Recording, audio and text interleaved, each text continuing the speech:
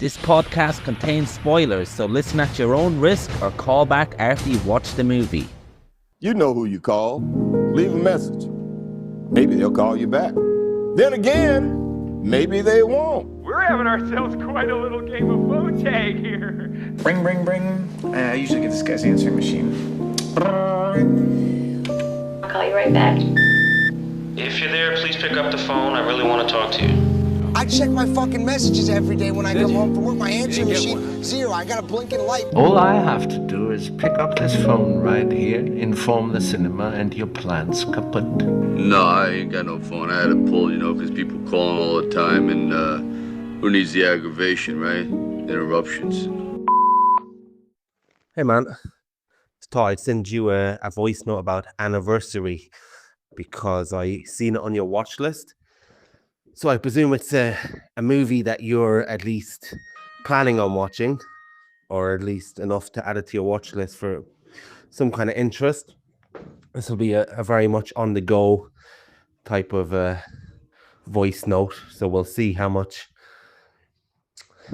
you'll hear of me as I'm going through the streets doing my shopping. But just let's call it reporting on the ground. I've had to endure sounds of checkout sounds while you multitask. So let's see if I can do it. But yeah, Anniversary it's a movie that I haven't heard of at all. It's amazing how different people get their what's coming up in the world of film. Like I watch a lot of podcasts. I don't really watch trailers, and I pretty much leave the cinema. This one actually was brought on my desk in a very rare situation by my partner. Normally I'm dropping absolute gems on her desk, and now she gave me this one. Said, I want to watch Anniversary, and I think she watched it on an Instagram reel, so there's definitely a new kind of film advertisement now when it comes to someone talking about a movie for a few seconds on a reel. I know you've done that in the past as well, where you've sent me things that Instagrammers have sent. So yeah, people getting different things different ways, and of course the way people's attention span goes, and not just people with bad attention spans. I've actually deleted Instagram and TikTok this week because it's interfering with my attention span. But sometimes you just want a list to add stuff to instead of listening to a 2-hour film spotting episode on movies that you haven't seen yet. So it does have its merit. And by the way, as you know, I like film spotting, so that isn't a diss on film spotting. Anyway, this movie takes place on the anniversary day, the 25th anniversary of two characters, one played by Kyle Chandler, who I love ever since Early Edition, and then of course Friday Night Lights. I've liked him for a long time when he pops up. I think he's a really good actor in general, but when he uses his persona, it's always to the benefit of the film when you can use that correctly. And it is a brilliant use of the Kyle Chandler persona here, for that kind of everyman, salt of the earth, who maybe has anger issues that he's worked on over the years that he doesn't need to show to absolutely dismantle you, but he's well capable of absolutely giving you what was that team called? It's not the Panthers, is it? Yeah, the Dillon Panthers, giving you a halftime team talk to kick your ass. So he's also really good at that type of energy. And then his wife, Diane Lane. So I like movies with family dynamics, and Dylan O'Brien is the son. There's a few other actors that I don't really recognize that show up. Oh, Zoe Douche. Is that her name? Douche? She's in this as well, which I've seen in kind of Linklater movies and movies where she has to play a more real person in real life situations. I've always thought she was pretty good. In this, yeah, she's also in this. And yeah, so then Dylan O'Brien's girlfriend shows up, and there's a weird energy about her, and there's some, you don't really know what's going on to begin with. It's this weird kind of energy between the Diane Lane and Dylan O'Brien's new girlfriend. I can't remember her name. And you wonder, is this just an overprotective mother? Do they not like her because she's posh? Well, posh to us anyway. And yeah, so you don't really know. And then you find out fairly early that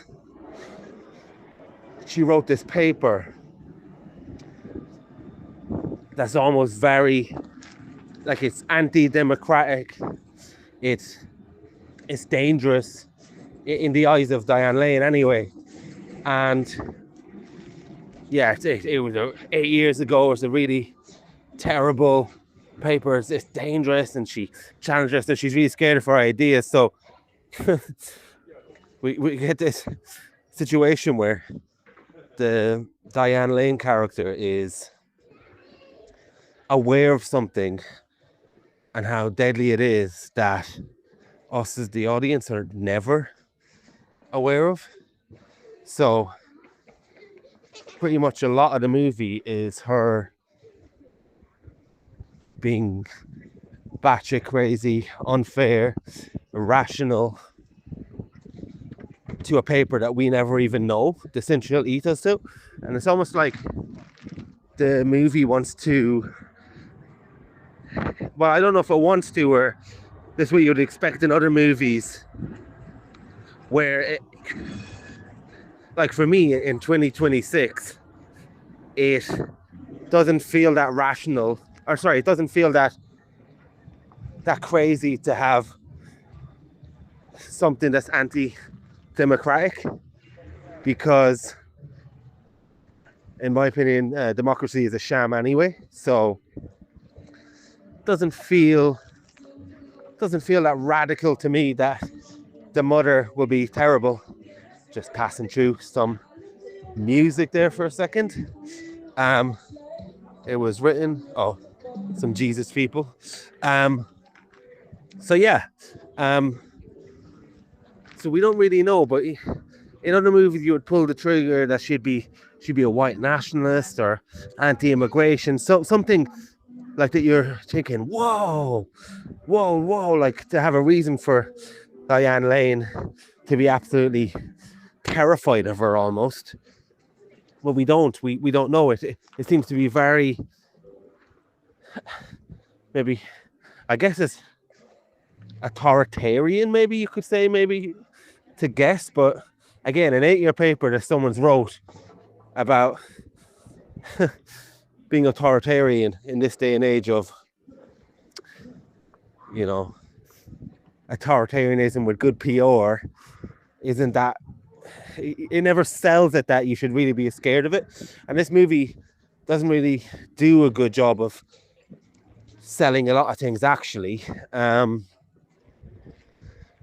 in one way. So yeah, to begin with, she arrives at the party and you think, okay, so is this going to be how one person can dismantle a family? Because you see the speech by Kyle Chandler and it's very loving family. I like the dynamics, the sister, the brother, the fact that they're writers. I'm enjoying the family dynamic, and then this one element is slowly going to turn and fester and feed into this family dynamic and destroy it. Can an ideology, can a dissenting opinion, can something that gets into an echo chamber slowly eradicate? And I'm thinking, yeah, I like movies like this. I like movies where someone comes to dinner. I like movies where this new person almost comes in like a grenade. So I'm looking forward to the revelations over the night and over this anniversary to slowly embed. And when it is its family dynamics and when it is the head-to-head, it is actually quite compelling at times. And you do think that's the movie you're going to get. And then all of a sudden, it jumps to 2 years later. Just going to get my popcorn at the Tesco there for 1 second, so I need to put down my phone. Right, that was the popcorn got for a few movies tonight. So the movie jumps 2 years later, but I should say something significant, and very significant to me and you, that this film makes the bizarre decision to pass off Ireland as America. And it's just, obviously we're from Ireland, and which is the chief reason in a way that I'm sending you this voice note, just because it's such a bizarre decision to see. I don't know, is it Dublin? Is it the Wicklow Mountains being passed off as America? And then they can put all the flags they want, and they can try and tell me that the sky is green when it's blue, but this just does not work.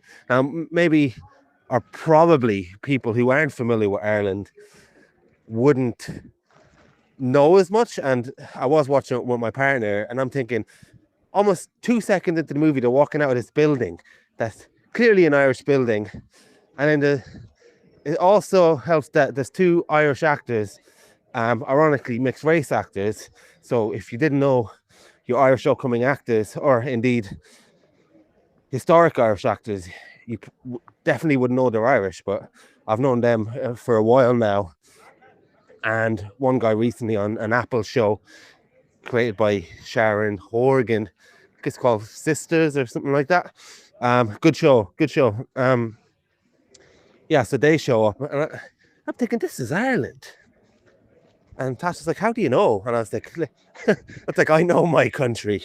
I know my country, like the bones in my body. So yeah, it's like clearly a Dublin suburb. It's fucking Donnybrook. And there's this big American story. Even the back garden and the house itself is clearly an Irish house. So I don't know if it was because of that, the setup, and because of that geographical decision to shoot it here, or in Ireland, should I say, that I just did not ever buy that anything was going on beyond this house. It almost feels like there's a budget problem, but they've got some big stars. But we often watch low budget movies, shall we say. And some low budget movies, they're clearly working on a budget, but they do really smart tricks or really good world building to, just going by the Jesus people again now. They do a really good job of making us believe that the world exists despite the budget that they have. And this feels like a play almost. And they just never do anything to make the world feel filled. It's almost like college professors, ironically, debating about what could happen in America. And it's just so uncompelling. We never get anything to suggest that anything is happening at all beyond philosophical musings about how bad America's got, beyond the walls of the family. We hear, the bandwidth, they're rounding up people, all these fucked up shit is happening. And it's the same house. It's the same. Nothing's really happened. We get a drone very, very late in the film, but by then it's too late. And we get them looking at the news at the very, very end when the daughter does the terrorist attack, which is crazy that it's a world full of misinformation. No one knows nothing. You can't even shoot a zombie in a video game. And then yet they're showing and identifying the suspect straight away on national news when it's meant to be this authoritarian government. So it really doesn't work in that sense. It never really feels weighted with consequence anything they're ever talking about, which is really strange because they're talking about such fucked up things and in many ways such pressing things, but just never feels like it has any effect. We see characters kind of change with the dynamic. We see Carl Chandler, he's very happy to begin with, but then his daughter goes missing and he's a broken man. I think Carl Chandler does the best job of selling this movie, actually. And then Diane Lane kicking the shit out of a flag. We got all these big moments and we get really good acting, and then we get really, really overacting. We get there's a video online of somebody drunk, and they're so drunk they're chewing through their kebab packaging. I don't know if you've ever seen it. That's the type of chewing of scenery we get in this movie. It's like a bunch of fucking termites got let loose in a house, and like they're screaming. Like Zoe Douche, I really like her in kind of rom-coms and in Linklater movies, and in this she has to do some overacting at one point, and I'm thinking, oh no, that's your limit. And Kyle Chandler does some really good acting as well, but he's asked to do. It must have been a directing note or something to overact and scream and shrill in this way, because even him at one point absolutely breaks it. And I guess this is kind of a feeling more than anything else. This is probably how people feel in America. I mean, it's secondhand information. It's not my country, but it probably feels like this is almost an ode to the bleeding heart of America. And boy, do we feel it in the acting at times. It's absolutely insane, some of the snotty acting choices. But yeah, it's an interesting movie. But then from time to time we get some really good scenes when it's just between two members of a family. And you know, we watched Begonia the other day when it's who was it? Jesse Plemons and what's her name? Emma Stone. You know, it's a great head-to-head, and we do get a really good scene that's a head-to-head between Dylan O'Brien, who's good in this actually, as a smarmy type of guy.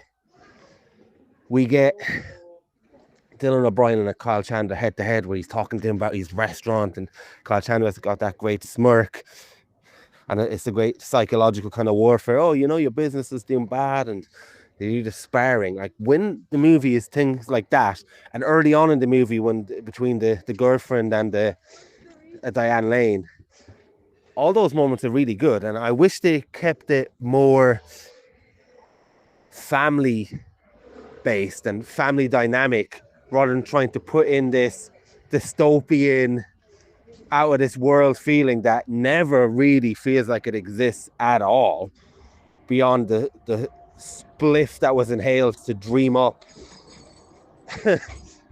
elements of this script and how it's presented. It feels very dormitory stuff.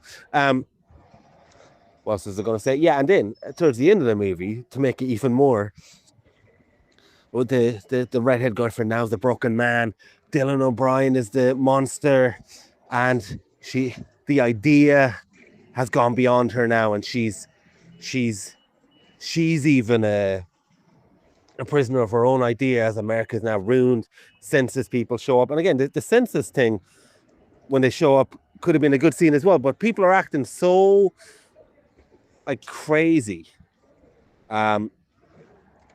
like this almost deranged syndrome of what's happened in society. But again, you don't buy it so much that it just feels very odd. And yeah, the girlfriend's now broken, and she shows up to Diane Lane, asks her for help because the idea has gone beyond her, and then Diane Lane slaps her. But later, that same girl is able to pull a coup that is able to overthrow Dylan O'Brien and get the whoever they are, the ICE, the army, or whoever they're stepping in for to overthrow Dylan O'Brien. So which is it?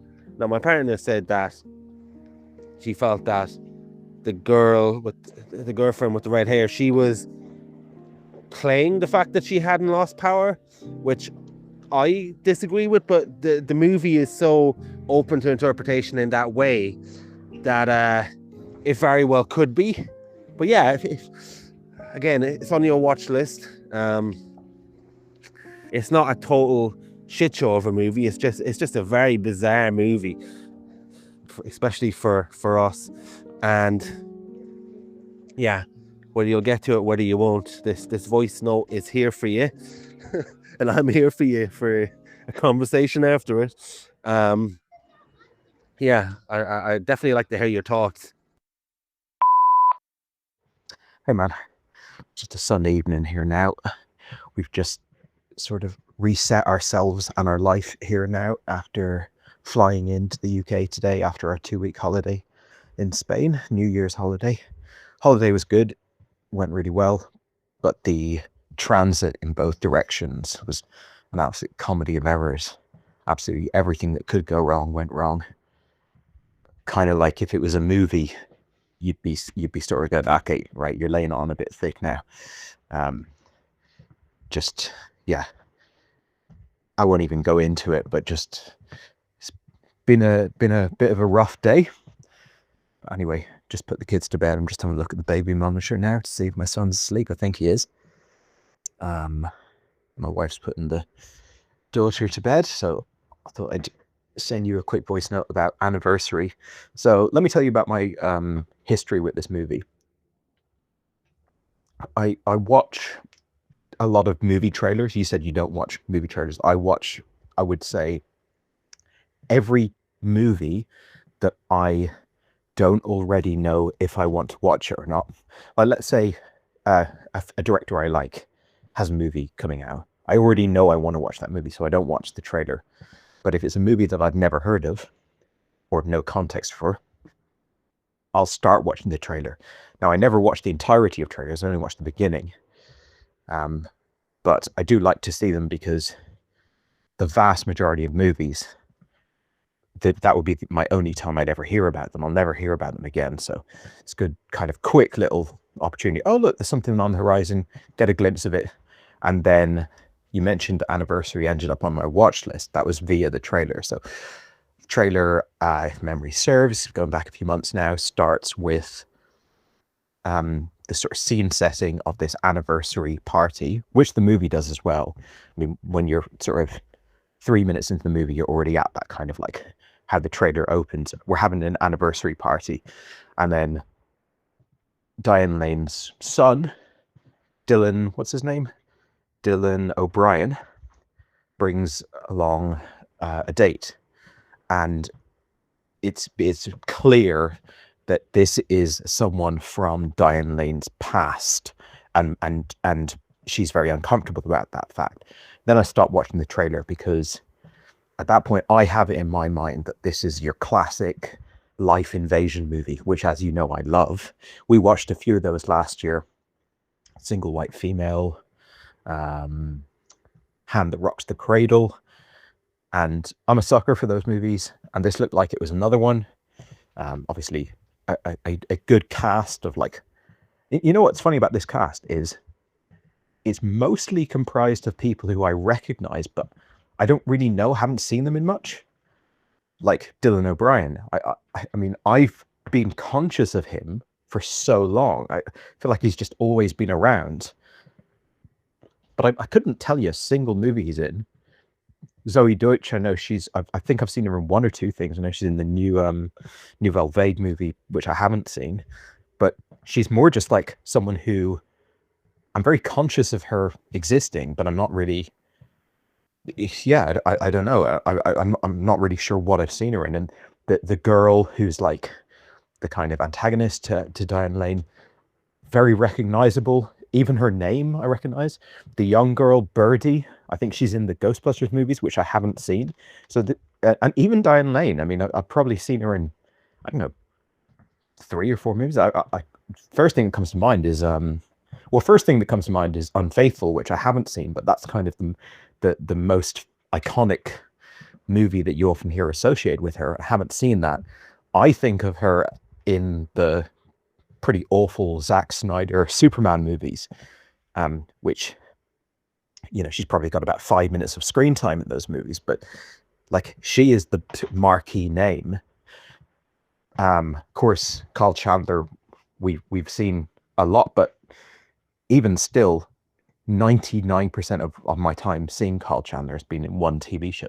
So it's a movie filled with actors that I know, but I don't really know them from that many projects, if any, in some cases, but they're all kind of recognizable names. So I'm like, okay, here we go. It's a schlocky life invasion movie, and could be a bit of fun, and I'll stick it on the old watch list just to kind of track it. And anyway, you send me a voice note then. I guess I forgot about the movie, but you sent me a voice note the other night saying, now I'll paraphrase you because I don't remember your exact words, but I'm just having a beer there now. Something along the lines of, I just watched this movie, Anniversary.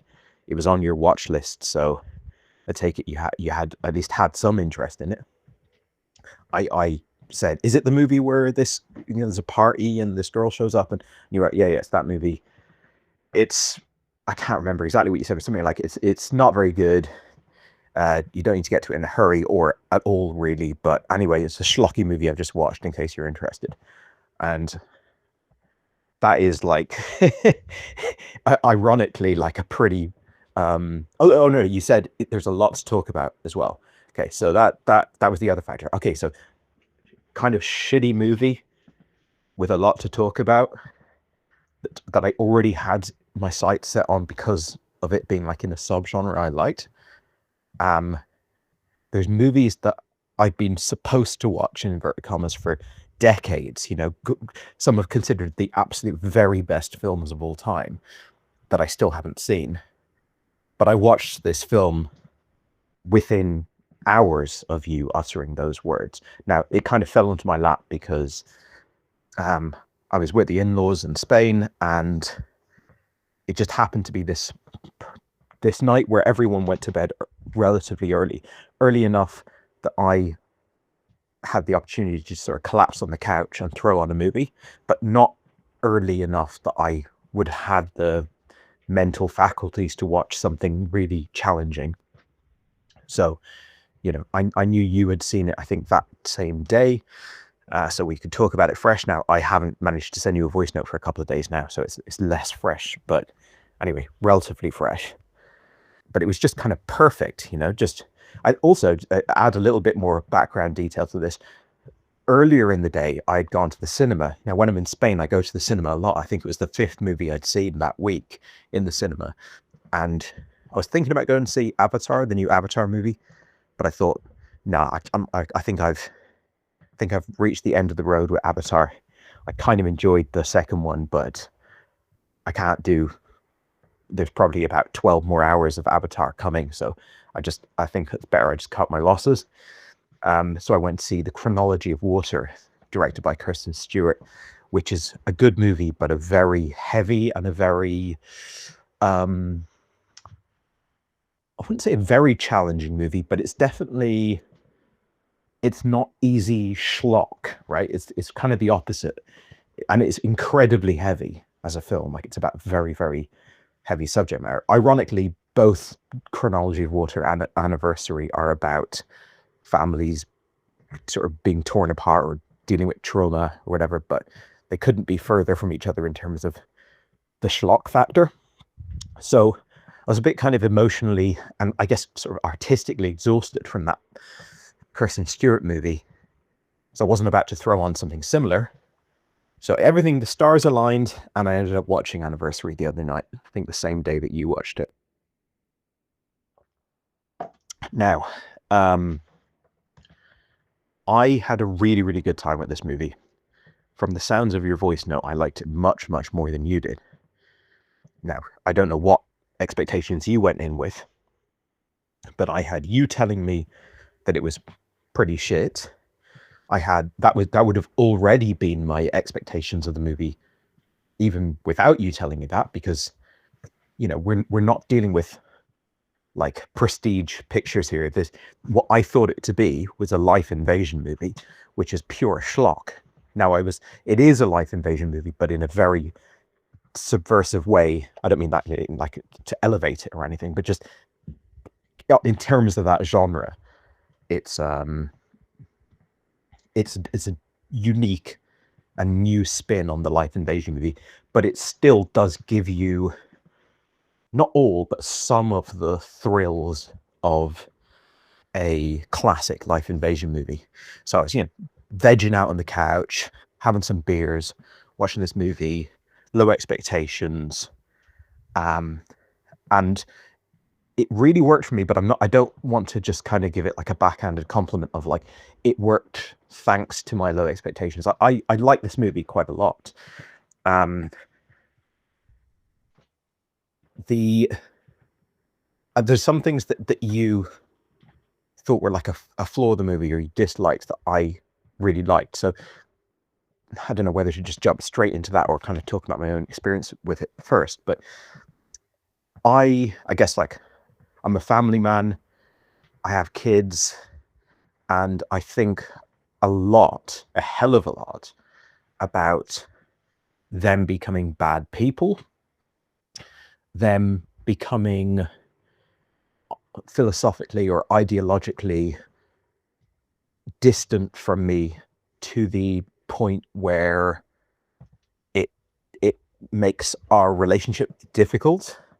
I think about them either being bad to other people or other people being bad to them, relationships they could end up in, just being on a big family holiday and there's a lot of relationships involved, a lot of like romantic relationships involved, as there are in this film.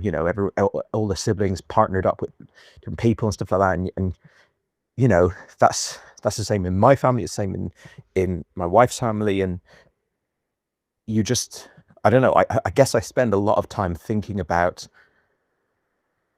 what a family is and what sort of existential threats there are to families that sometimes come in the form of romantic partners, sometimes come in the form of ideologies or philosophies or like attitudes.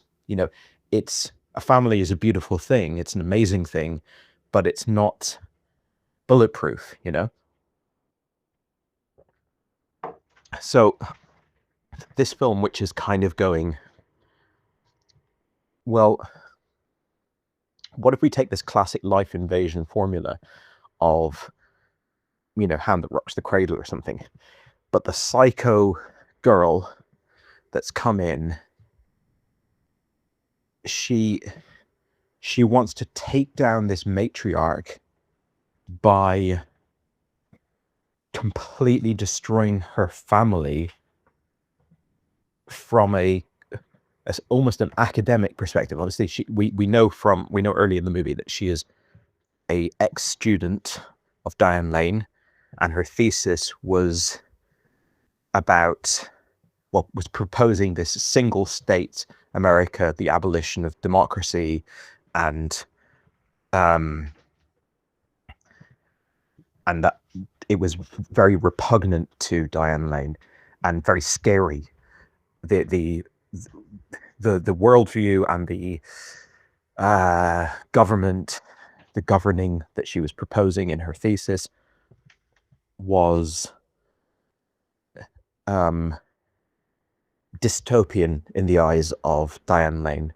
And Diane, I'm not sure if we actually learn what happened to her, like whether she got expelled or something. I think the impression I got was that she sort of felt pressured out of that institution because the ideas that she was bringing were so ill received. That's kind of the impression I got. I could be wrong. I mean, there's probably like one or two lines of dialogue that sort of may take a stab at explaining that. But anyway, she's back now. She's actually written the book, and we're going to see how this family reckons with this woman. Now, of course, as you were, I was quite surprised to see this 2 years later title card come up. I thought for early parts of the movie, I thought that the entire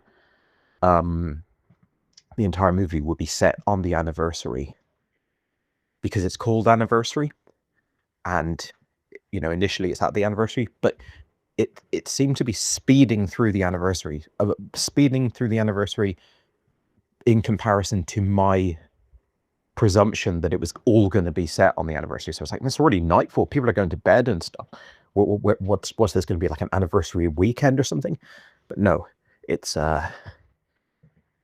just the beginning, and it goes 2 years later. So what ultimately sort of tears the family apart is this woman, but through the extension of her ideology and sort of populist manifesto, changing the entire country that they live in, and perhaps the entire world.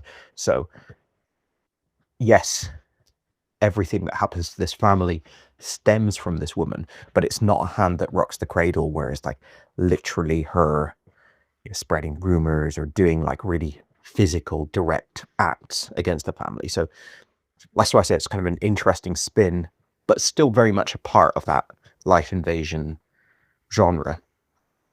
Hang on, I might have to end this voice note soon. I think my wife's coming down and I have to do some cooking and stuff. But anyway, let me just plow through this while I can. Yeah, so it's a genre I love, and I think the spin on this genre of having it be, you never see this woman creeping around with a knife, you never see her killing their pet cat or anything like that. The war that she wages on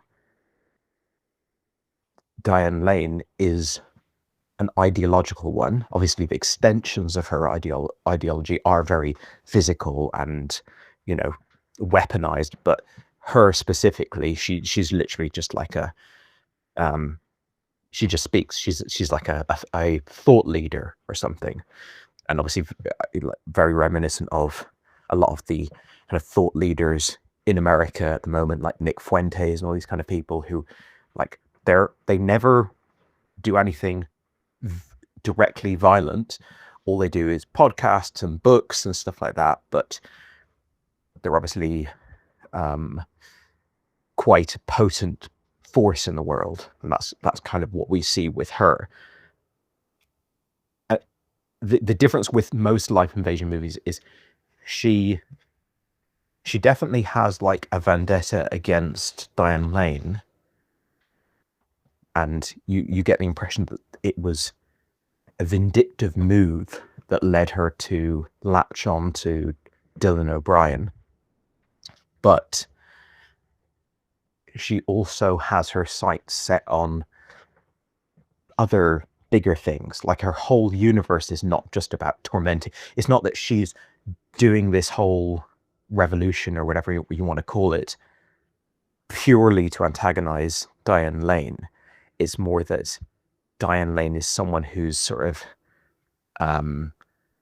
hurt her in the past, and so she wants revenge on Diane Lane, but much more so, her focus seems to be on her actual political mission.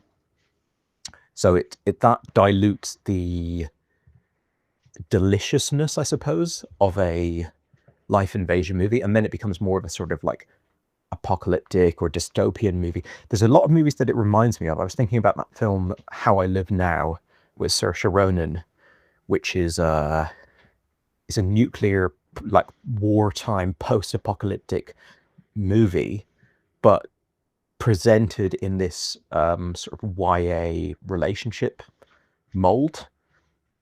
Or The Invitation, which I think you're a big fan of, correct me if I'm wrong. Invitation being another one is I think it's called Coherence. It's got Xander from Buffy in it.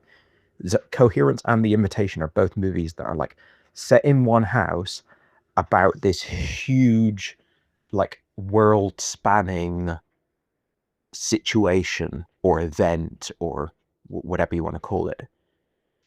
And there's quite a lot of these films. I mean, I could name quite a few more where they've chosen to tell a national or a global or a even beyond the globe cosmic situation in one very small setting with a small handful of characters. You described it as it's like a play, and I think this is where we sort of disagree on this movie. Well, for starters, I liked it a lot more than you, but that's less of a point of a disagreement than just like how much you're enjoying the movie. Hang on one second. Okay, I'll get back to this voice note soon. Hey man, much later now. We've just watched, what did we watch? Serial Mom, John Waters' movie with Kathleen Turner. Yeah, let me try and get back to what I was saying. Actually, you know what? Let me listen to the end of my last voice note so I can get back on track. Oh yeah, okay. So I was talking about movies that kind of take in a situation that's quite large and far-reaching, but do so through the kind of this setting of a very small and contained.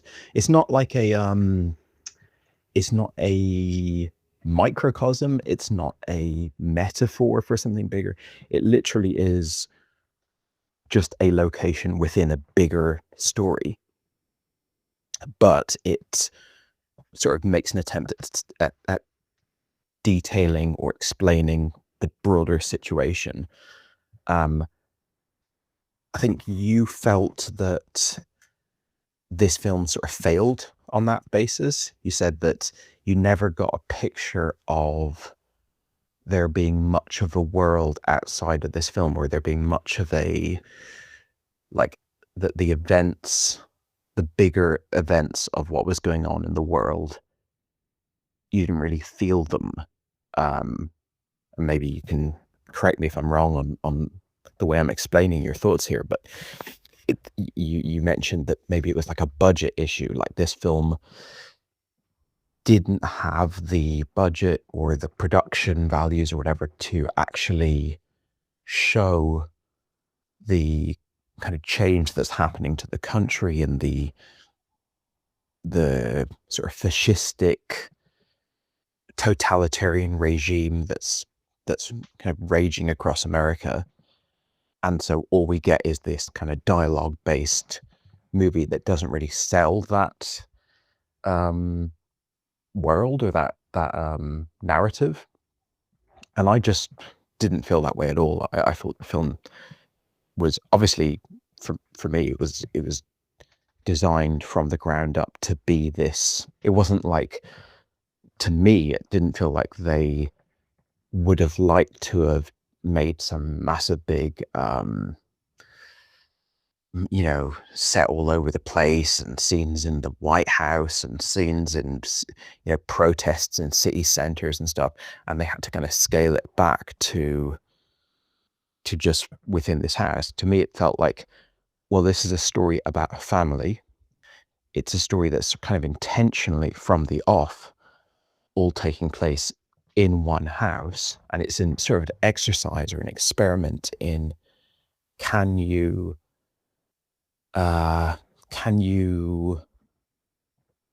have the story be something broader like this, and obviously something quite timely, while still never kind of venturing beyond the walls of the house.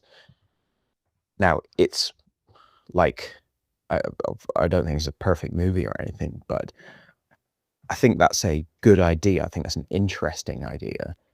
And I think that for me, the film got more right than it got wrong in that regard. I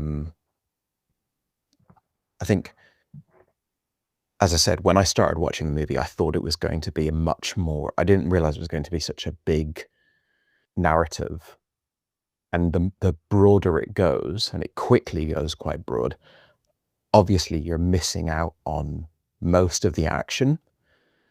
Most of what is the change is unseen.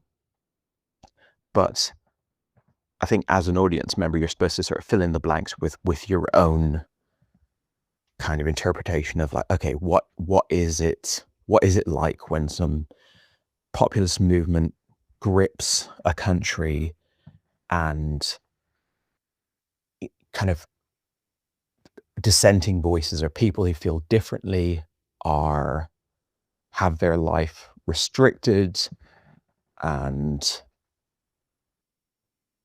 you know, one interesting thing about this movie is it's about a very wealthy family, a family that's not only insulated from a lot of the kind of horrors that you might, or that at least I imagined was going on in the country because of their wealth, but also because of their intimate familial relationship with this kind of figurehead of the movement.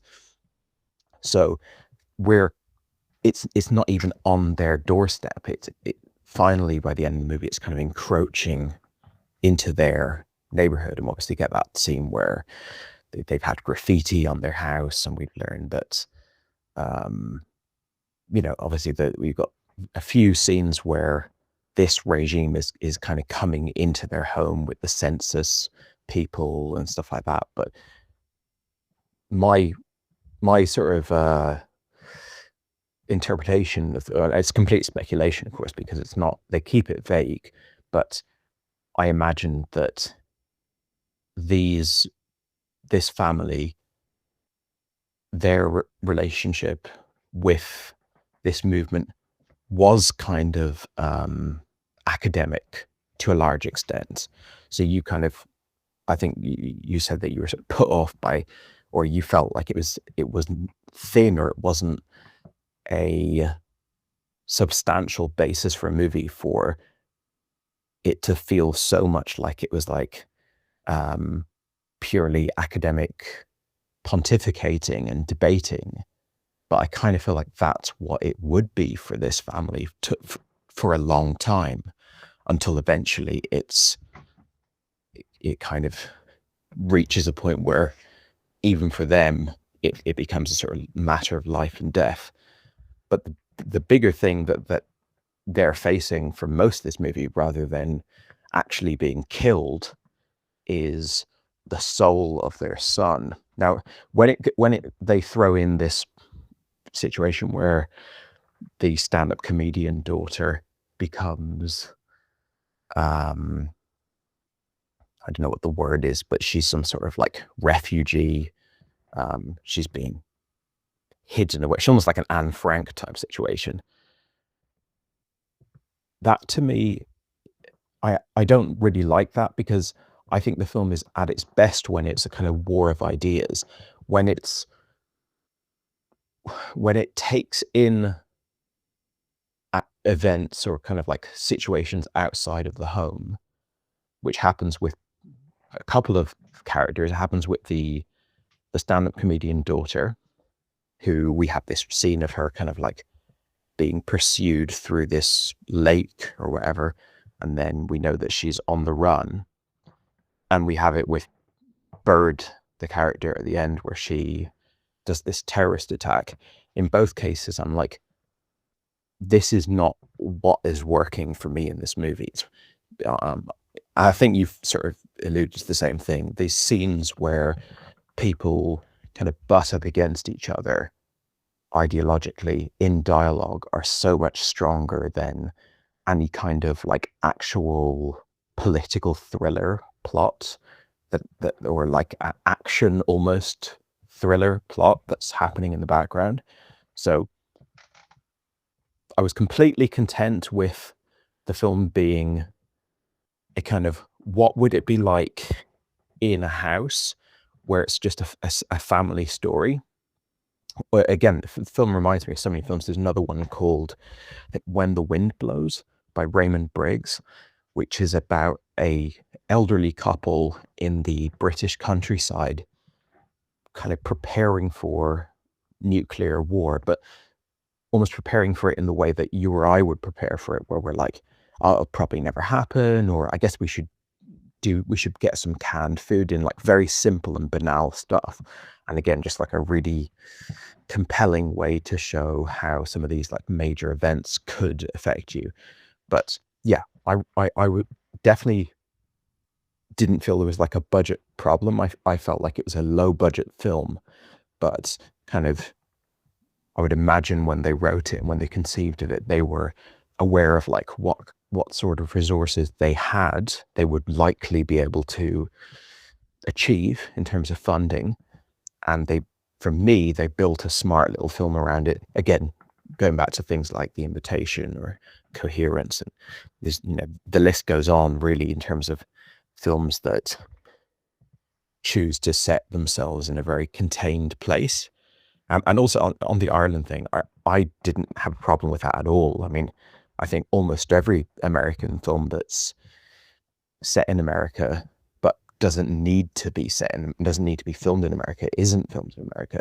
And if it's almost all in houses like this one, then they'll usually shoot it somewhere else, like Romania or Bulgaria or something. So I thought the house that they used, the location, the weather, just obviously the actors, like you said, some of them are Irish, but everything felt completely American to me. So I think I've got no problem with films doing that magic trick of like, yes, technically it's not made in America, but because you're not trying to pretend that Dublin city centre is Manhattan or something, you can get away with it, in my opinion. But yeah, the limitation of the movie really worked for me. You said that, I think you were recommended on Instagram.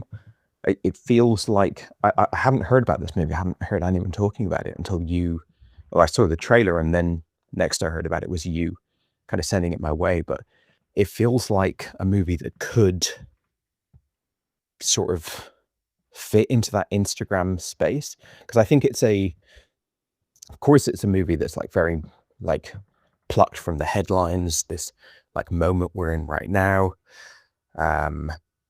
It almost, if anything, could be like too on the nose, but I think it's like a fun flick to sort of respond to the cultural moment that we're going through at the moment.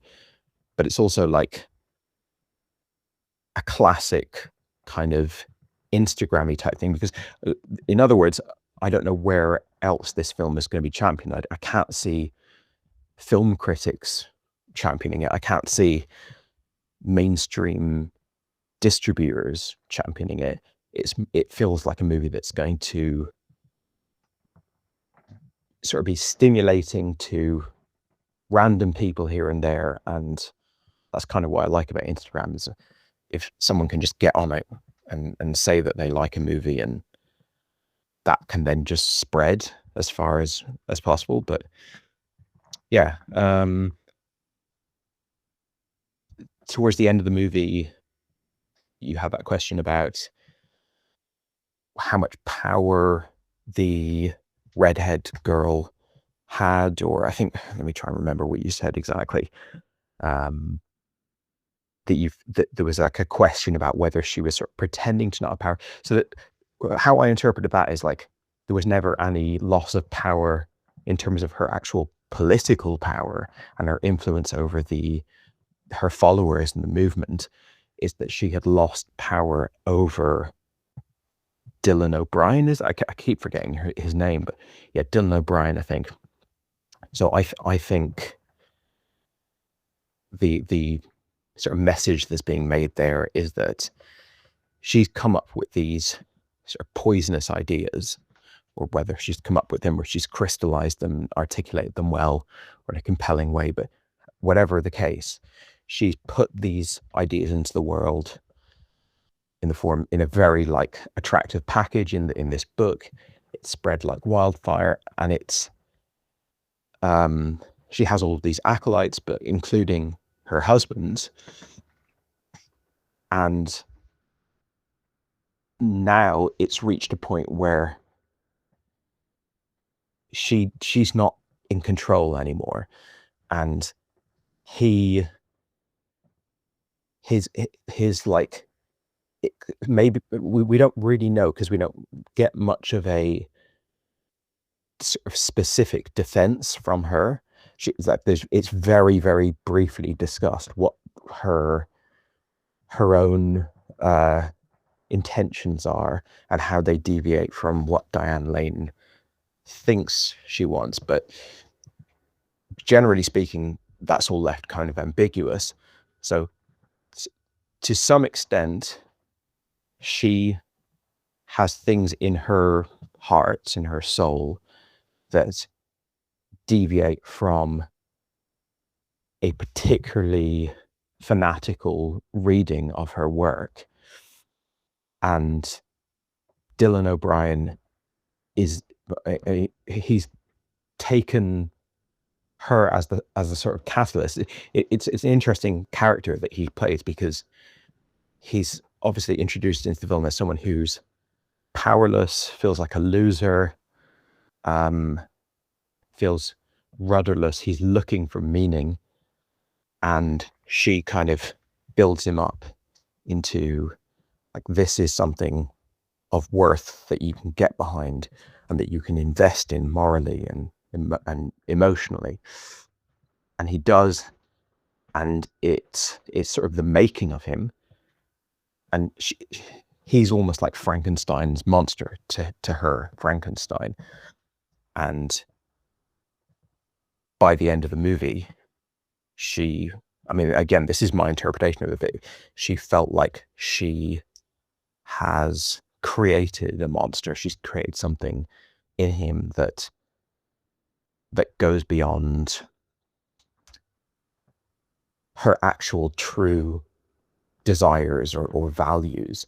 Now, that doesn't mean that she's lost any control over the political party, but within her marriage and in terms of the person that is the father to her children, she feels like she's living with someone that's gone off the deep end. That's how I interpreted that thing. So I didn't feel like she was kind of saying that I no longer have power over the party. I felt like it was more, I no longer have power or influence over this character. And I guess you could extend that perhaps to, there are people in the world, my husband being one of them, but there are people in the world who are taking what I've said and they've become actors that I don't feel represents what I want for the world, which is probably an inevitability of any kind of manifesto or movement. But I thought that was interesting. I think an enormous amount of this film for me is interesting, stimulating. It's still trashy. I mean, it's shot like television. If this film was shot in an interesting way, I think it could have a lot more potential to find an audience or find its people. But it is a very trashy movie. Like you said, the acting, pretty much every actor in this movie gets exposed, as you quite rightly said. Even Carl Chandler, you see him have to do things that go beyond his abilities as an actor.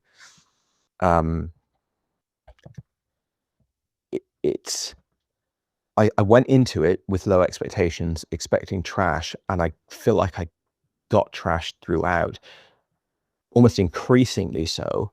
But I also got so much stimulation along the way, and I also got to watch a unique film that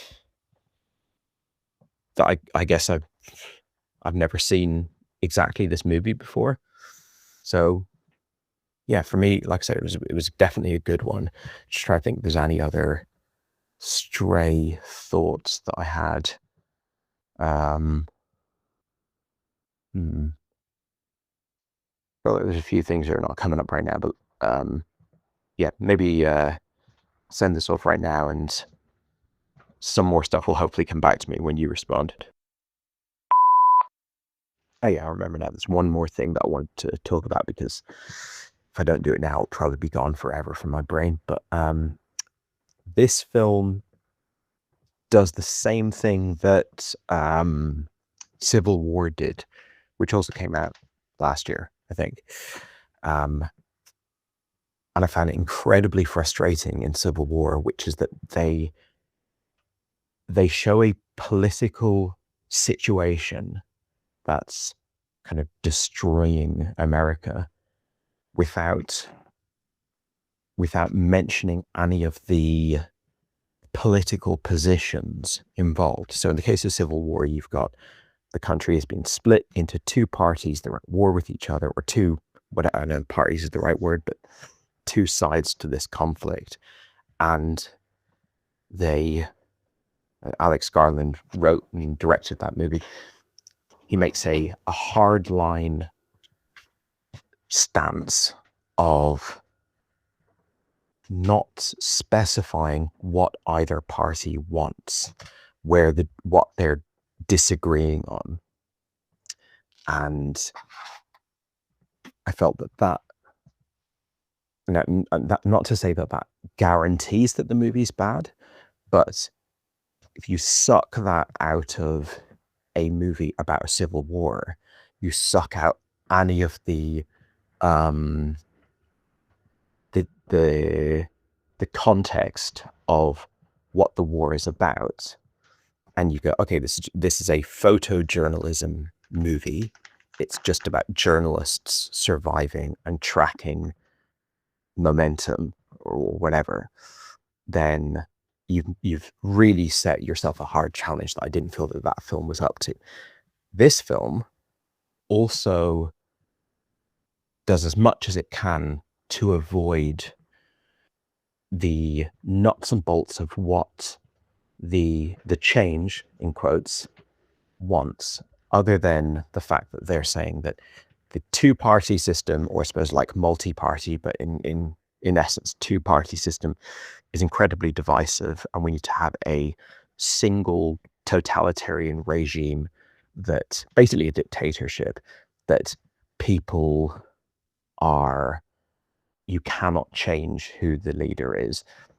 But what that singular party wants or believes in economically or racially or on any kind of subject matter, we're not told. We know that it seems to be a very restrictive, kind of like censorial regime. We know it's kind of like a Big Brother is always watching you type thing, and we see kind of the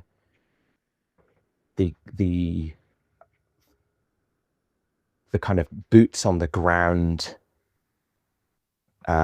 presence of the government. So that's very kind of like clearly shown, but we don't see, or we're never really told what this party believes in, or kind of what is like, because it's one thing to say, you know, let's sort of remove democracy and let's have it so that there's just a government and they do what they do. But then what do they do? What do they believe in? That's not present in the movie. And for me, this is like a big point of distinction between this film and Civil War. I didn't feel it was necessary to have that context in this film. It's incredibly vague, and I think like I can completely see that being a point of frustration for a viewer, just the same way as it is it was for me in Civil War. Is that the name of the movie, Civil War, the Alex Garland movie? If not, you know the one I'm talking about. In the case of a civil war, it feels kind of like we need something. We need to know what this side believes, that we're constantly seeing combatants on either side. We're constantly in civil war. We're constantly seeing people who are like very passionately believe in one side, willing to die for it over the other.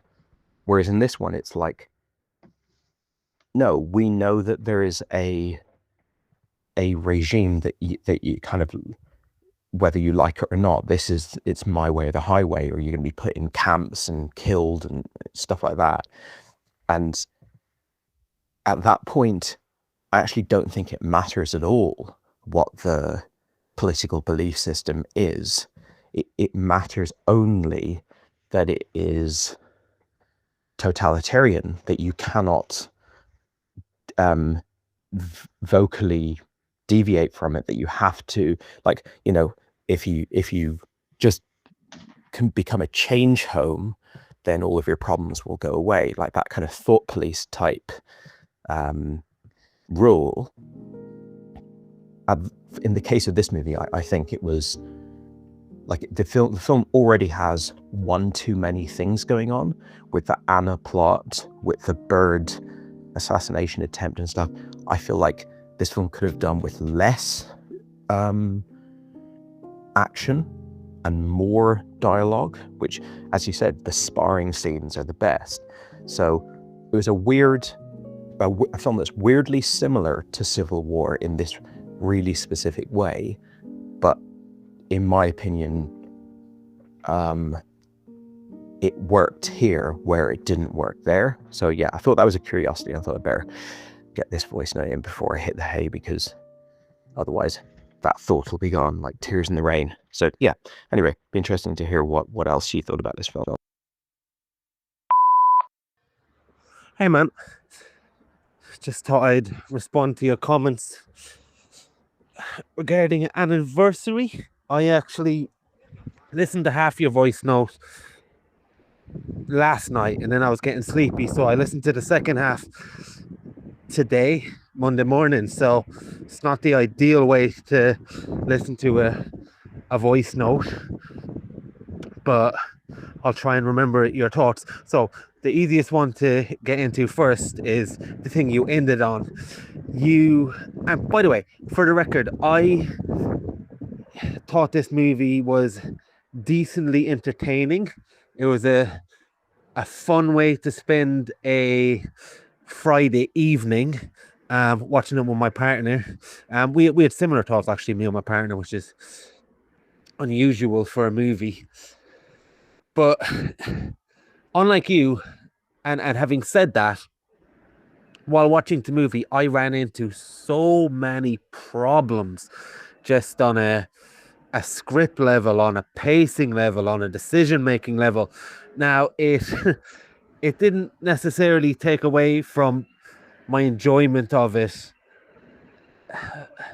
as a whole, because I kind of knew what I was watching, but there were just so many things that happened in the movie that I kept on thinking, God, wish you hadn't done that. It would have been better if they did this, and so on. So it's more just like I was constantly bombarded with a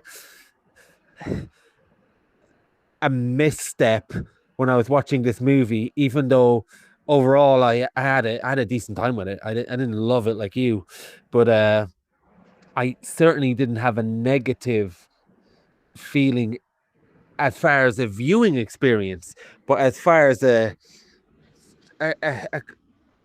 many things to critique and many problems with the movie, I had a lot of that. So first off, you mentioned Civil War and the fact that they never mention what the fuck is going on in that movie as far as political. In fact, they go as far as to say that Texas and California have joined forces in Civil War, so much to the point to not give you any ideological leanings of where this is going. You mentioned it's not a problem in this because all you need to know is that it's authoritarian, that's enough. Well, personally, I don't think that's true. I think it's a bigger problem in this movie for many reasons. Number one, it takes a while before you know it's going to be what Diane Lane fears it will be. So because you never really know what's in the paper, you never really know what she said that's so bad. for the first half of the movie, it almost feels like, and it is the case, Diane Lane is as responsible, if not more responsible, for the destruction of her family because of how she acts based on an 8-year-old paper. And if we got some background, if we got some political views on the line, instead of this apolitical gobbledygook alluding to absolutely nothing really for so long, where she just seems like a mad woman. She seems like a mad woman who's really unfair, who says to her daughter-in-law that, oh, it's not too late for you to get an abortion. She absolutely is losing her shit. And we're thinking, okay, well, if she said she wanted to round up all the gays, Jews, and black people into a concentration camp, then yeah, she should be losing her shit. She shouldn't have this person in her family.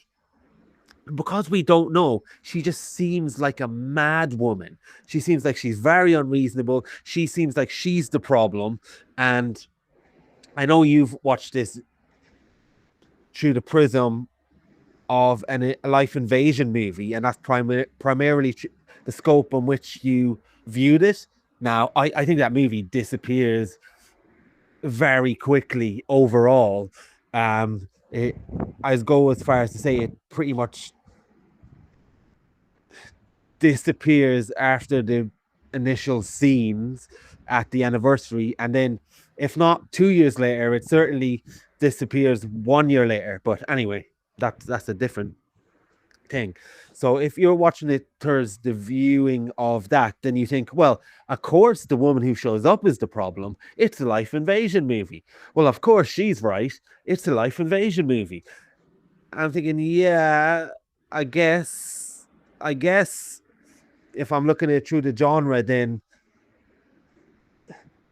you know, Diane Lane has a right to be the crazy woman that no one believes. But at least in other life invasion movies, we get scenes where she's actually doing shit and the husband doesn't believe her, or this doesn't happen in other life invasion movies. In this, we don't even get to know what her problem is. So it would be like watching a movie like Single White Female, or what's that other one? The Hand That Rocks the Cradle, and never seeing the scenes where the person who's life invading them, we never get to see the scenes in which prompts our hero to act hysterically.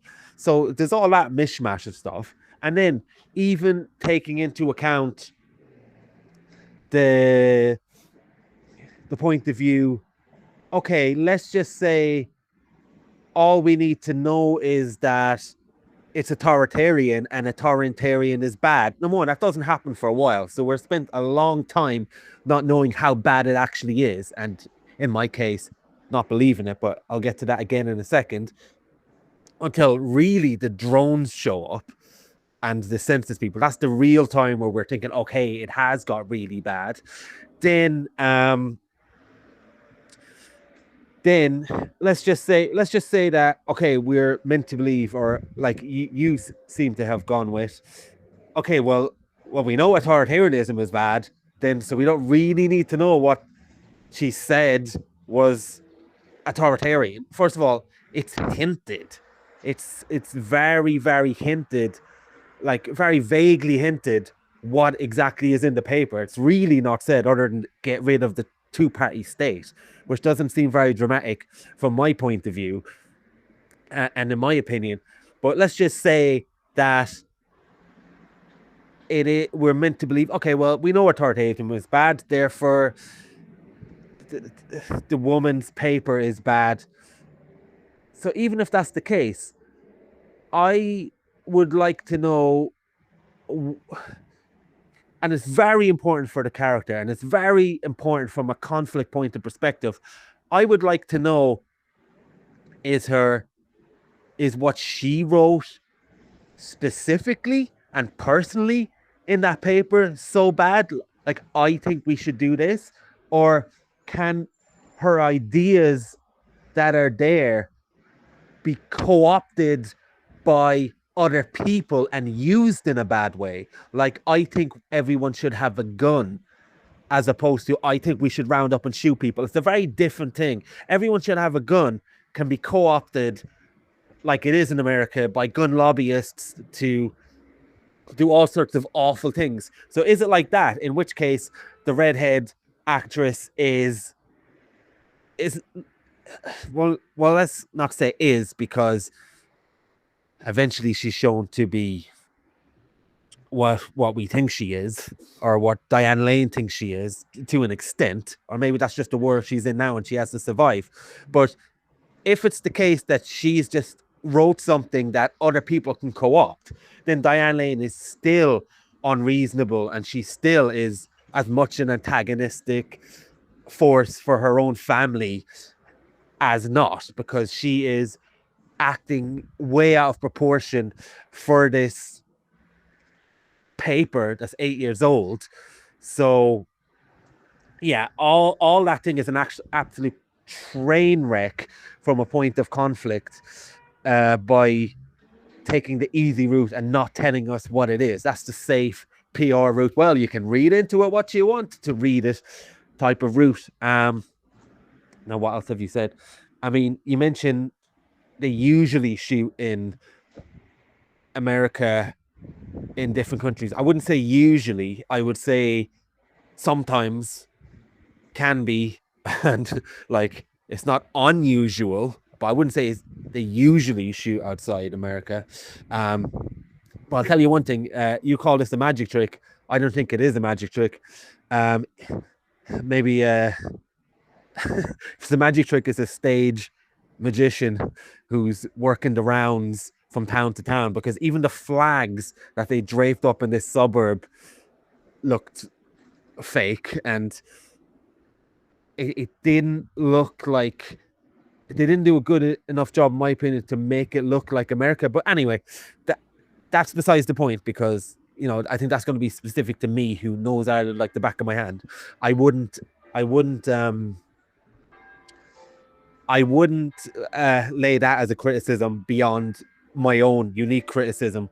Yeah. So what you also mentioned is that you felt this was a life invasion movie, and we differ to what degrees we think it is a life invasion movie. Correct me if I'm wrong. You seem to think it remained that at its core throughout, even though it wasn't always there. I feel like the movie completely abandoned its life invasion movie at a very early point. Now, there's essence of it that comes up through the cracks occasionally later on. But yeah, correct me if I'm wrong, but you're of the opinion that it was there throughout in a very strong way. And I guess if that's the case, then I could see why you found a lot of the issues that I've had basically non-existent, because I think the movie that it takes on and the movie it becomes is a much lesser movie, and abandons what I liked about it early in a big way. And it becomes a political allegory in the same way that these characters are meant to represent America and represent how America is fighting within the household. It's like that movie Mother, not directly in a comparison sense, but some people thought that was about social anxiety, and well, I guess some people thought it was about the environment, but other people thought it was about social anxiety. And then it's like, these people are no longer people. These people are there to represent different facets of the political sphere in America, and I think that's what this movie becomes.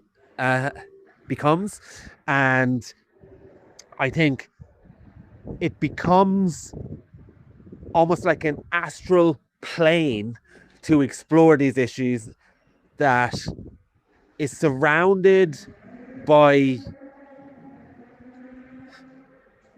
I guess, rehashment of political arguments, minus the political viewpoints in full of things that we've heard for the last year or two. And it's almost projected on an astral plane that's surrounded by this barren landscape that never feels like a world at all. And at that point, this movie started becoming really annoying to me, especially because of the decision to not give any political leanings or show the political hand of anything. So we get these people talking, oh, look, this is what happens when someone opts out of the politics and doesn't even want to read the manifesto. Like, what's his name? Carl Chandler. Oh, you're going to have to get involved. It's going to affect you eventually, buddy. And Diane Lane is kind of like, oh, this is what happens when the other side is also unreasonable and goes into hysterics and has breakdowns without even engaging with the ideas. Because if you have pushback and you have debate, then you can actually find a common ground. But if you don't, people become more entrenched in their viewpoint. The redhead is sent more towards the extreme totalitarian side, and then the Diane Lane is a screaming person who's breaking down. You can't even regulate her emotions, so the dialogue is broken down and the family is broken down, and then they become a lot less like characters, a lot less like the genre movie that you've experienced, and a lot less like the genre movie I was hoping. So I could see why we had radical different levels of annoyance based on what leaps we took with the movie at a certain point. And then there's all these subplots where the daughter Zoe Douche, she's getting pregnant, she gives away her baby, they're screaming in the car. Don't really care about that. Then there's a bunch of other subplots. The comedian sister who comes back as the clown, and I didn't even realize she was a comedian actually until you said it, because that stand-up, I guess, again was indicative of a type of comedian getting involved in the political landscape. And yeah, I just think all that stuff, this is done really badly. And the one thing I am very surprised at that you thought that the world building was good, unless I'm misquoting you, or thought that it was very well done.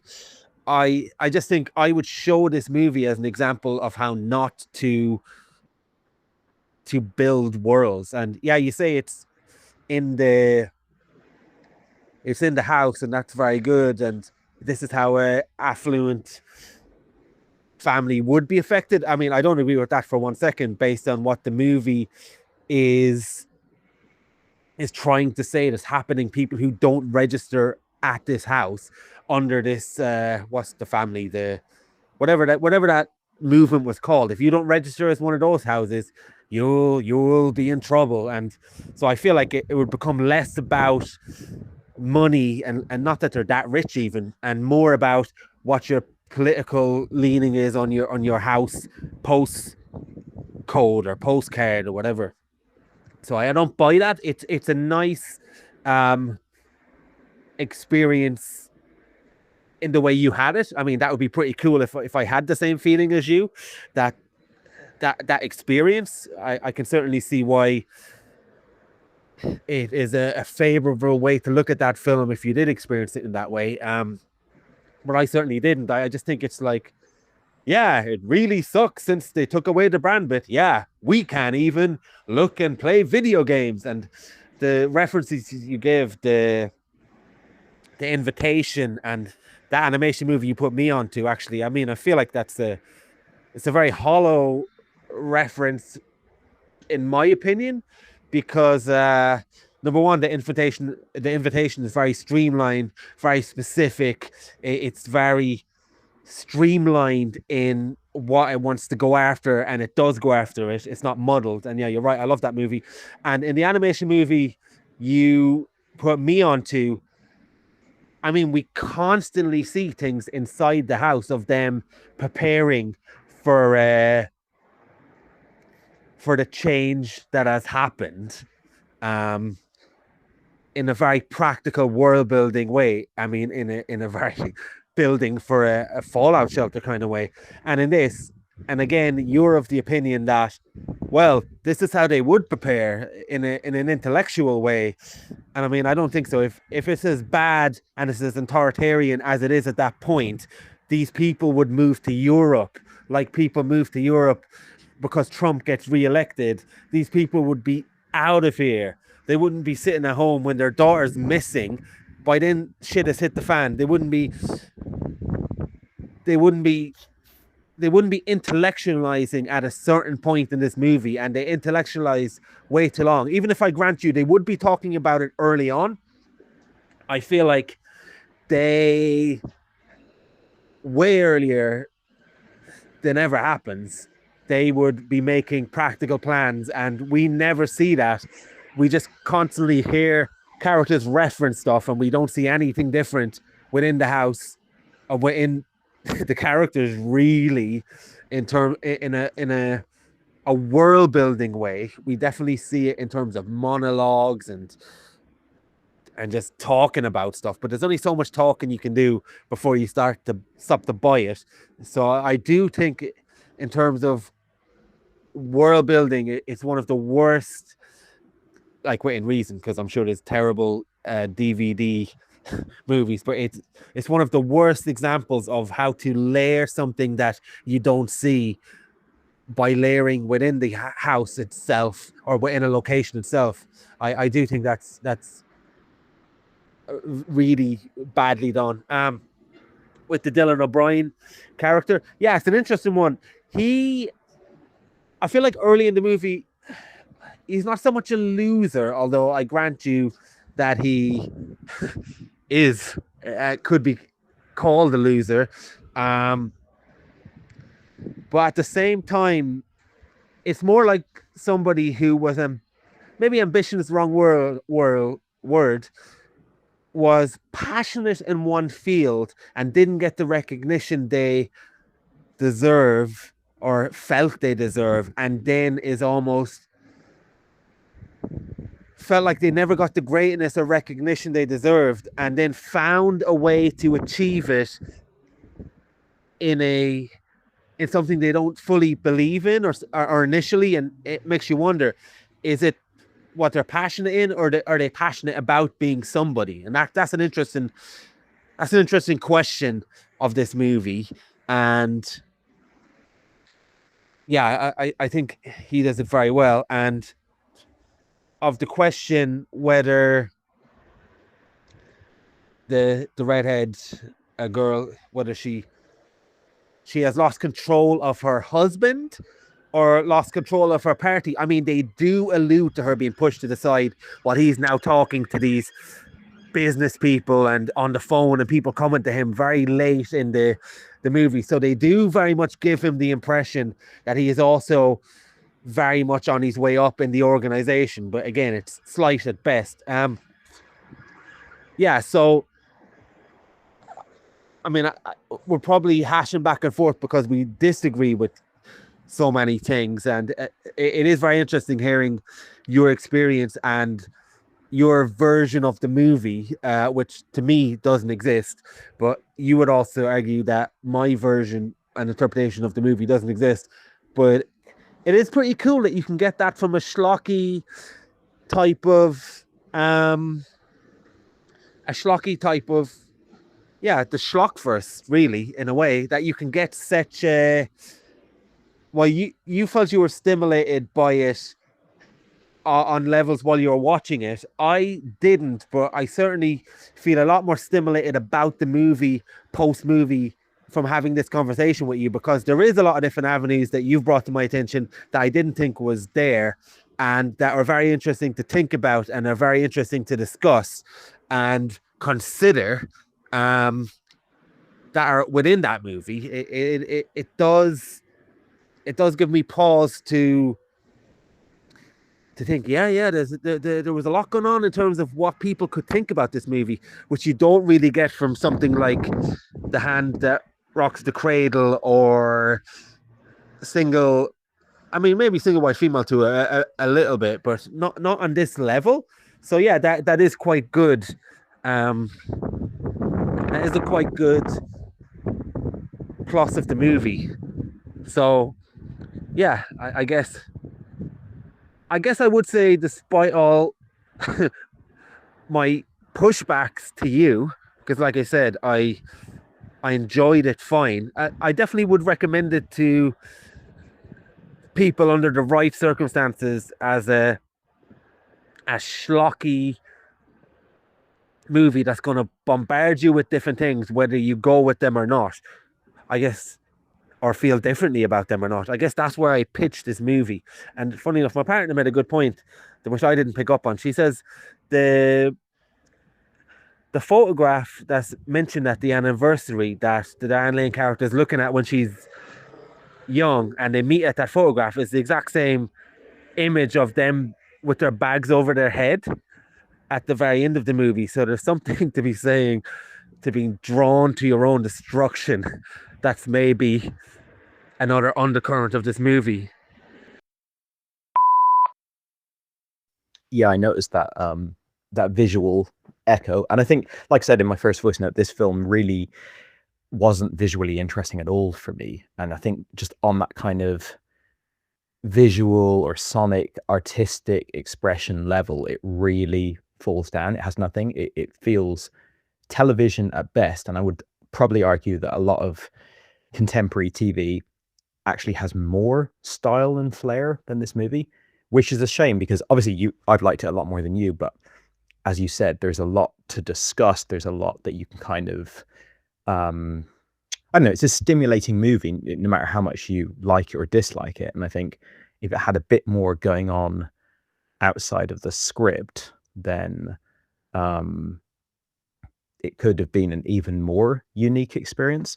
But also, I just want to reel in things a bit because, like you mentioned, that I love this movie, or I think that it's a great example of world building. So I thought the movie was fine. Like, it's a trashy movie that you mentioned that you constantly saw things that were like flaws of it. Yeah, so did I, absolutely. Like, it is a very much like a schlocky, trashy movie.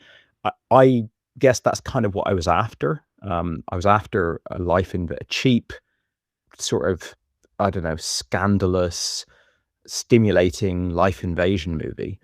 And like you said, you maybe got a glimmer of life invasion in that opening scene, whereas I got life invasion the whole way through. I think the thing that was interesting for me about it as a life invasion movie, and I would have been perfectly happy for it to be your standard life invasion movie where the girl is like trying to, poison them, and she's spreading rumors, and she, like, I don't know, like, does all these like classic life invasion hijinks. I thought this was interesting because the reason I felt it was a life invasion movie the whole way through was because it has her, like, Diane Lane's house and life is being invaded ideologically, or just like literally physically, the immediacy of her losing her daughter and stuff, by this woman. But it's by proxy, it's by extension, it's the proliferation of her ideas and stuff. And that's an interesting method of attack to put as the sort of means of the life invader. But the big thing that sort of pulls it away from being a life invasion movie is, in your standard life invasion movie, like, let's say, I don't know, Fatal Attraction or something, the life invader is obsessed with the main character, and their whole raison d'etre is fucking up the life of the protagonist of the movie. Whereas it feels more like she has got a big kind of bone to pick with Diane Lane. She probably feels wronged by her, that maybe Diane Lane was the linchpin of that academic body turning on her, or at the very least, she felt very shot down by Diane Lane within that kind of academic space. But her primary focus in life is not messing up Diane Lane's life. It's realizing her, I guess, political ambitions, not necessarily as a politician, but political ambitions in terms of transforming the country and transforming society. So that dilutes its potency as a life invasion movie. But for me, there was enough going on that when the life invasion-ness kind of recedes a bit compared to a single white female, etc., it's supplemented by something else. I think the biggest, listening to you kind of talk through your experience of the movie, the huge difference between your viewing of the movie and my viewing of the movie. I think this is really like the major. There was loads of differences between our experiences, but the kind of biggest decisive difference is at the beginning of the movie, you felt that it was so vague and so undefined what the redhead, like I should have learned her name by now, but the redhead wanted, what she had expressed in her paper, what her kind of goals for society were. You felt that was so undefined that you were kind of giving her the benefit of the doubt or something, and you didn't feel that. It wasn't until there was actually like kind of military police running through the streets, shooting people and stuff, that you felt, oh, okay, this is now bad. Like either, and I think the way you put it is that it still doesn't necessarily prove that her initial ideas were bad, because it could have been that she had something that was quite neutral or even positive in her manifesto, and that's then got kind of reappropriated. Whereas I felt that it was made very clear that her, like at least in the kind of logic of the movie, that it was very much clarified that her position that she had taken, what she was advocating for, was removing power from the populace and sort of centralizing entirely into a ruling class, basically an authoritarian dictatorship. And I was immediately, even though you're not given much details, like you said, you don't learn whether she's racist, homophobic, you don't learn any of those kind of minutiae, but you, as a viewer, I'm like immediately using my knowledge, such as it is, of past real world situations where a government body has not extended freedom and power to its populace, and try to remove that as much as possible, and just being like, we are in charge, like it or hate it, this is it.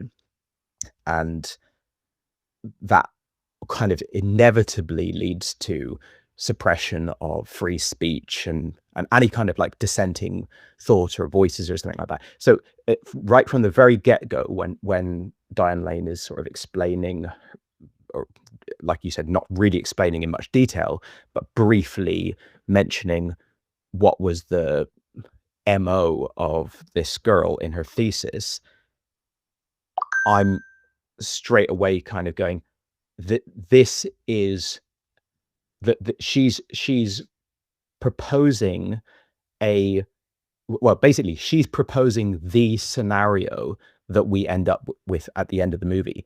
And at the beginning, it's not like it's actually on the table as this is likely to happen. It's more just like, this is a girl who's, got a bit of a screw loose. She's, pretty dark and dangerous in her ideating, because she's also presented as being very intelligent. I think Diane Lane describes her as being a brilliant student. And I guess in this era we live in of thought leaders and social media and stuff like that, my interpretation of it was that Diane Lane sees her as someone who's very smart, very kind of motivated and diligent, and is quite articulate in presenting ideas that would be absolutely ruinous for people's freedom and for the kind of life within the United States of America. So hang on one second, let me finish this sec. Yeah, so for me, I'm going through like the first act of the movie, second act of the movie, like very with a pretty well-defined threat in my view. So that's the big distinction between this and Civil War for me, is I don't need to know what her racial politics are. I don't need to know any of the details. The thing that I have already kind of intuited that she's advocating for, and the sort of experience of living in a society that would be the inevitable outcome of the things she's advocating for, even if she's like the most racially progressive person, or she's like however she is. It seems that she wants to create essentially a dictatorship, and the threat of that, as for me as a viewer, is scary enough for me to kind of see, like, when they're sort of feeling like their freedoms and their I guess potential for a happy life, and the restrictions are kind of like shrinking in around them. Obviously it's all shot in this one house, so you don't get to see protests, you don't get to see like tanks rolling through streets or anything like that. You just have to be assuming a lot of what's happening outside the walls. And for me, I felt like I was kind of on the page that the movie wanted me to be on the whole way through that. So for example, to your point of like, it seems for ages that Diane Lane is kind of the erratic, crazy, unfair, judgmental person. I didn't get that at all, because I felt like she was having a very natural response to the what was not only being proposed, but what was kind of like growing in power and growing in presence on her doorstep. So I think being like, for one reason or another, I'm watching this movie very much on the page that the movie wants me to be on. Now, you could say that's dumb luck. You could say that I just coincidentally happened to click into the groove, and that there isn't enough context there for most people to make that association. But for whatever reason, it worked for me. So as I'm watching the family shrink away from and kind of be increasingly terrified of this movement, I'm feeling the exact same thing about the movement. And also, just another thing I think that's worth mentioning is, this isn't just a woman who exists in the world, this redhead. It's not just like Charlie Kirk or something like that. This is her son's girlfriend, who she's also clashed with previously. So you mentioned that like she's judging her harshly because over an 8-year-old paper. It's like, well, I'm sure I'll be in this situation in 20 years time or something, where that kind of no one's good enough for my baby type thing that parents have, but also especially someone who we kind of learned that Diane Lane really disagreed with, really clashed with, and obviously felt was philosophically a very problematic person.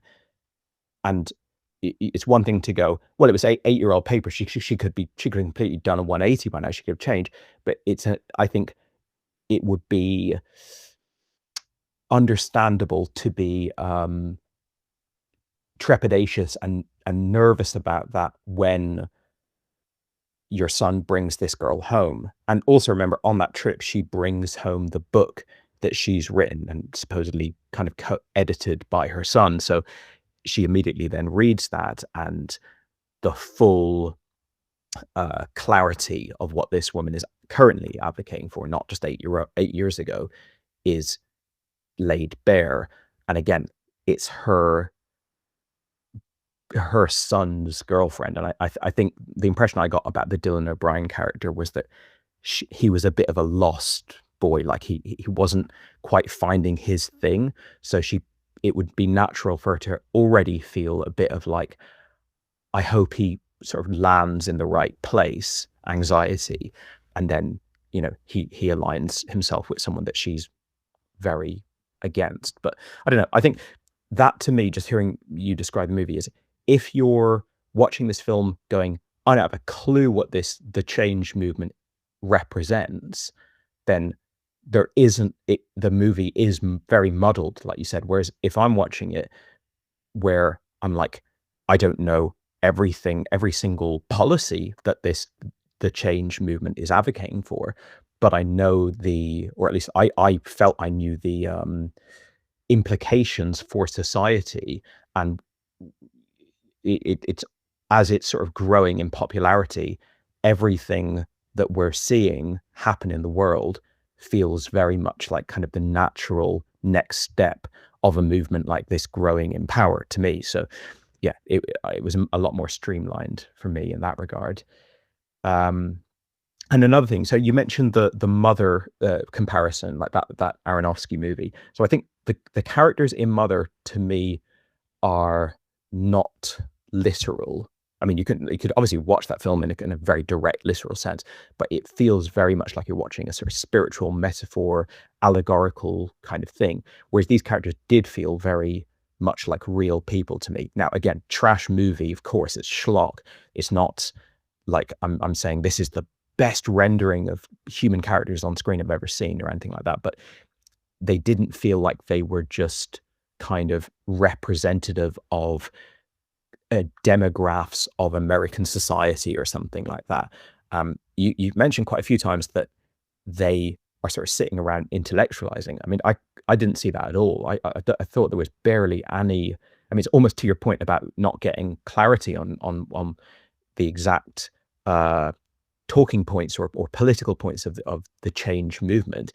I think it's almost never discussed in a intellectual way. I think all of the dialogue that we get in this movie is direct interpersonal relationship discussion, and they almost never discuss the change beyond the very direct ways in which they're interacting with it, like the censors coming by and the restaurant going out of business and stuff like that. Yeah, that to me, it all felt like a family kind of experiencing this event. And to your point about like they would leave, they'd go to Europe.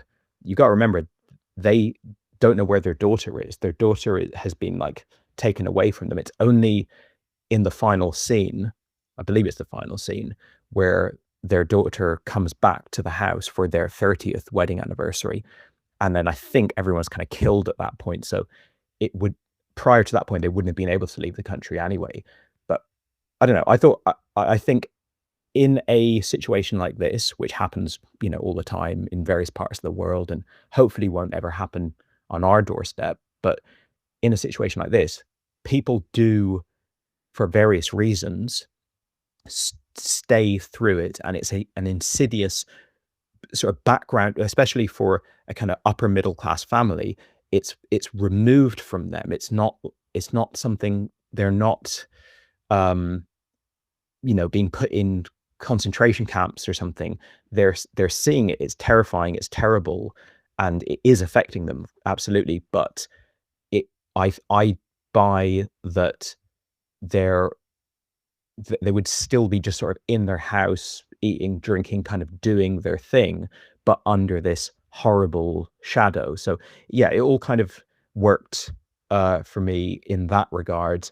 Another movie I want to mention that it's reminded me of a little bit is the film we watched recently, Soft and Quiet, which was a horror movie about American ideological warfare. I mean, I think it was distributed by Blumhouse, so it kind of gets put in that horror category, and it is definitely horror by some yardsticks, but it's also like, I don't know, horror almost is a weird word to use for it, but I'm happy calling it a horror movie. You could call Anniversary a horror movie.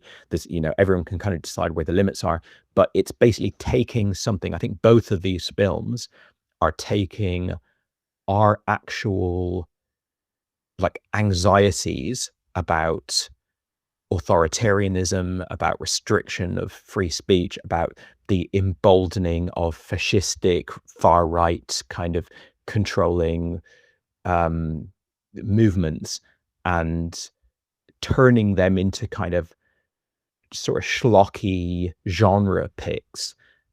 Again, none of these movies like Coherence, The Invitation, none of these movies I'm mentioning, I'm saying are like this movie in a general sense, but it reminded me of like a lot of movies that are basically taking something that's bigger, a big idea that's bigger than the movie, and then shrinking it down into some sort of quite unique, somewhat abstracted genre flick. I think that's a kind of a good way of approaching material like this, as opposed to, if you're making if you're making a documentary, it's a completely different question. But if you're making a drama, I think somehow removing it a bit away from the full picture, attempting to do like a full comprehensive view of it, can be quite both entertaining, of course, because you're doing a genre film, but also thought-provoking. So yeah, I did like the film a lot more than you. I think I probably liked the film less than you think I liked it, because we've liked, what always happens is when one of us likes the movie more than the other one, then the conversation becomes a kind of debate over certain specific aspects of it, which then is like, because I'm defending it so much and you're attacking it so much, it comes across more that I liked it, I fucking loved it, you hated it. But I think in actual fact, you recommended it to me, sort of, kind of backhanded recommendation. And I would say I had a good time with it, but you say that it entertained you. It entertained me. It's not like, it's not the best film I've seen in the past week. It's not a film that I'm going to remember in 2 months' time. So I don't want to kind of indicate that this is like one of my favorite political, anxiety movies of all time or something like that. But I do think it did a lot that I wasn't expecting, which is always good. Granted, I went in knowing nothing except for just assuming it was going to be your classic life invasion movie. And as you said in your initial voice note to me before I watched it, a lot to talk about. No, that's what you said. You said you loved it. You can't take it back now. It's your favorite movie since It's a Wonderful Life. That's what you said. That's what's recorded in audio, set in stone, that forever since the end of time. It's going to be how I see your vision of this movie. I'm just going to add to a few things and try not to end up repeating myself, but just to grasp hold of something as you said. But just a little segue into a minor point before we do that. I'm not making the point that they sat around and intellectualized in this movie. I'm I'm making the point that they acted like they were intellectualizing everything minus the intellectual core and meat of what those conversations would pertain. That's what I'm saying. It almost sets itself up as an intellectual think tank. Is think tank the word? No, maybe it's not think tank, but an intellectual debate without any of the meat and matter accompanying it. So that's the first thing. The second thing, I was aware and am aware that the movie wanted me to think that the Diane Lane character is the person who sees it all ahead and is screaming at the walls that these things are coming for you, and if you don't listen to me, this is how we end up. I'm very much aware that that's what the movie wanted me to do and was trying to do, but it never sold the idea.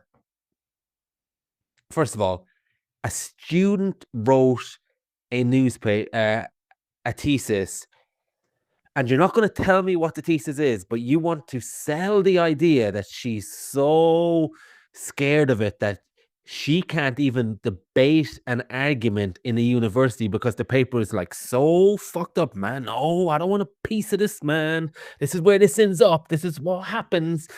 There's a kind of fable-esque type of narrative of, no, you got to be careful when someone has an idea because this is how it can end up.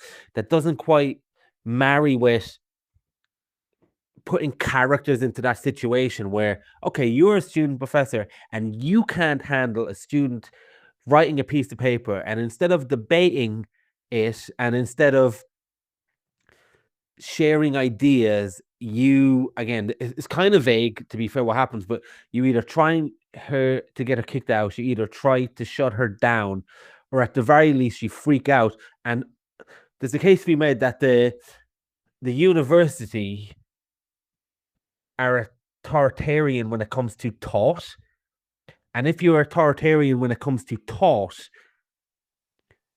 people become authoritarian with their actions. Now, for me, that's there on some level in this movie through my interpretation. It maybe isn't the interpretation that the movie wanted. I don't know. But for me, that was there on the print. That was there on the camera. That was there in the performance of Diana Lane in some way. So, number one, it's a paper that we never see. We never get an inkling of in a way that you can sell me that a paper is so crazy. Like, is it Mein Kampf Part 2? Like, you didn't sell that to me, and you didn't sell why a university professor would act that way when it's her job to inhabit thought and perspectives.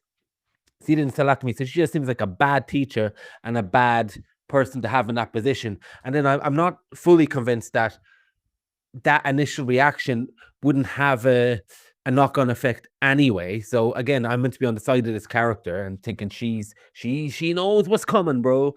And then when she first meets the daughter, she's already still so traumatized from an 8-year paper that she doesn't want her to have anything to do with her son, and she's looking up the paper again. She's still obsessed. She still can't get over. So that sounds like a delusional, crazy woman. Now, in the fable world of, oh no, but ideas become this, and don't put your head in the sand.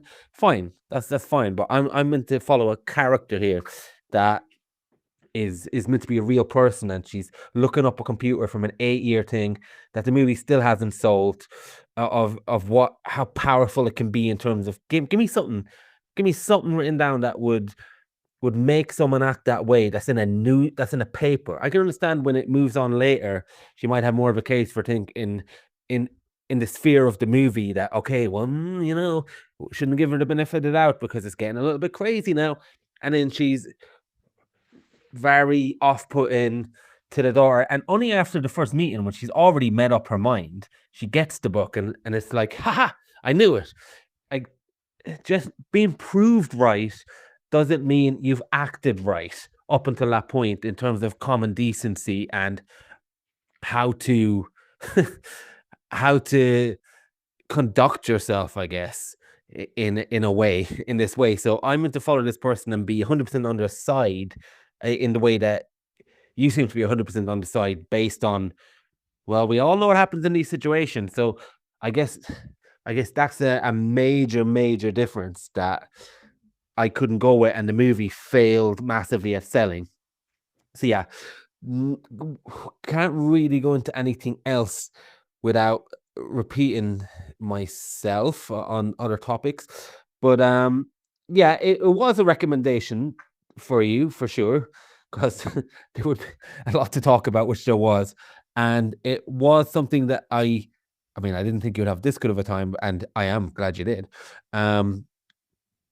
But yeah, I did think there'd be, there's a lot here. There's a lot here in this. Be great if you could get to a little prayer. Very different, but yeah, another interesting conversation, maybe. Okay, that's good to know that a little prayer movie is could spawn another long conversation. It's good to have. I think I just feel very differently about the case that the film is laying out about the Diane Lane character than you do. It sounds to me from your voice note there that you feel that the film is saying Diane Lane sees it all coming. She knows that this girl is kind of ground zero of some sort of dystopian apocalypse or something. I think she's flabbergasted that it takes off, that when she starts seeing like flags up and stuff like that, I think when we see her very, very suspicious of and very like upset by the presence of this this girl at her anniversary party, to me it is rooted in the fact that she thinks, not just from the thesis, but from being the teacher of this girl, that this girl is a toxic, horrible person with really horrible ideas, whether, you know, right or wrong. But that's how we feel that she sees this girl. And suddenly, on her 25th wedding anniversary, in this girl walks hand in hand with her son. Her son, I almost get the impression that her son is like her baby, her, you know, he's the lost little boy. He's, you know, is he going to end up all right? Like he's still like mummy's little boy or whatever. And suddenly this monster in her eyes has her talons into him. Both that, I mean, I think she would feel that would be a terrible thing, even if it just happened naturally, but she also is suspicious that perhaps it was a deliberately vindictive move on the behalf of this girl. But in any case, I think there's no indication to me in that initial anniversary scene that Diane Lane thinks that this girl will ever be successful, or I think she just thinks that this girl is someone with, you know, poisonous ideas, a horrible worldview, and she doesn't want that person anywhere near her son, which to me is completely reasonable. Now, what you're saying about should a university teacher be so perturbed by the thoughts and ideas of a student that they end up in an antagonistic relationship with the student, as opposed to being able to just be sort of like completely passive and neutral? That's an open question. I think it's an interesting question. I don't think the film is necessarily making the claim that Diane Lane like conducted herself correctly or incorrectly. I don't think the film actually investigates that at all. I completely am open to the idea that Diane Lane sort of mismanaged or wasn't professional. At the end of the day, we don't actually know what happened. We just know that she at least got to sort of spar with this girl within the kind of lecture situation and read her thesis. And her sort of impression that she took away from all that is that she was very, very ideologically opposed to this girl. So it's just not who you want wandering back into your life as the partner to your child. I mean, I think that's very relatable. So again, I don't think at that point in the movie she has foresaw anything. The next time we see her, it's 2 years later. The book has become this massive sensation, and it's now in movement, essentially, which we see very few characters in this movie. It doesn't take in the populace of the USA. It's one family, and we kind of see them having their eyes opened up to the implications of this this movement or this party or whatever it is growing in popularity and in power at the same time. And Diane Lane is one of those characters, and I definitely feel that she would be, as soon as they gained any power, she would be immediately skeptical of it. But I don't think it's like without any knowledge or information. She's read the entire, she's actually known about this girl and her kind of worldview before the book's even published. And then the book's published and she reads the book. And yeah, I don't think there's like any unearned skepticism or mistrust. She just seems to be someone who's had many years of observing this person growing in influence, and she probably like it's not like she's obsessed with this girl 8 years later or whatever. She didn't even recognize her at first. She was like, who is this? Oh, right. So it's when she comes back into her life, like literally into her anniversary party, into her family home, that it becomes more of a fixation. And again, we only see it for that evening, and whatever happens in the intervening 2 years, I think where we find her 2 years later makes total sense to me. So yeah, that all tracks. But I think the other thing for me is the film, as much as it is a political movie, and you could discuss it and you could view it completely through the lens of politics, and you know, if this was a great movie, you could may put it in a list of the greatest political movies or whatever. I'm not saying it's a great movie, but it works as that. But I viewed this film, again, maybe going in Life Invasion, I viewed this film about family politics and about the experience of being a parent, or just being a member of a family, it doesn't have to be a parent, and seeing and noticing, because it happens in all families, people start to incorporate other elements into their life, relationships, ideologies, religions, diets, senses of humor. Like people start to drift over time as the kids become adults, and suddenly there's friction, and then occasionally there's specifically bad elements, or specifically trying and challenging elements that find their way weaving in. So of course in this movie the element is one that's political. It's this populist movement that's not just affecting their family, but affecting the whole country and perhaps the world. But I think for me, the primary concern of the movie was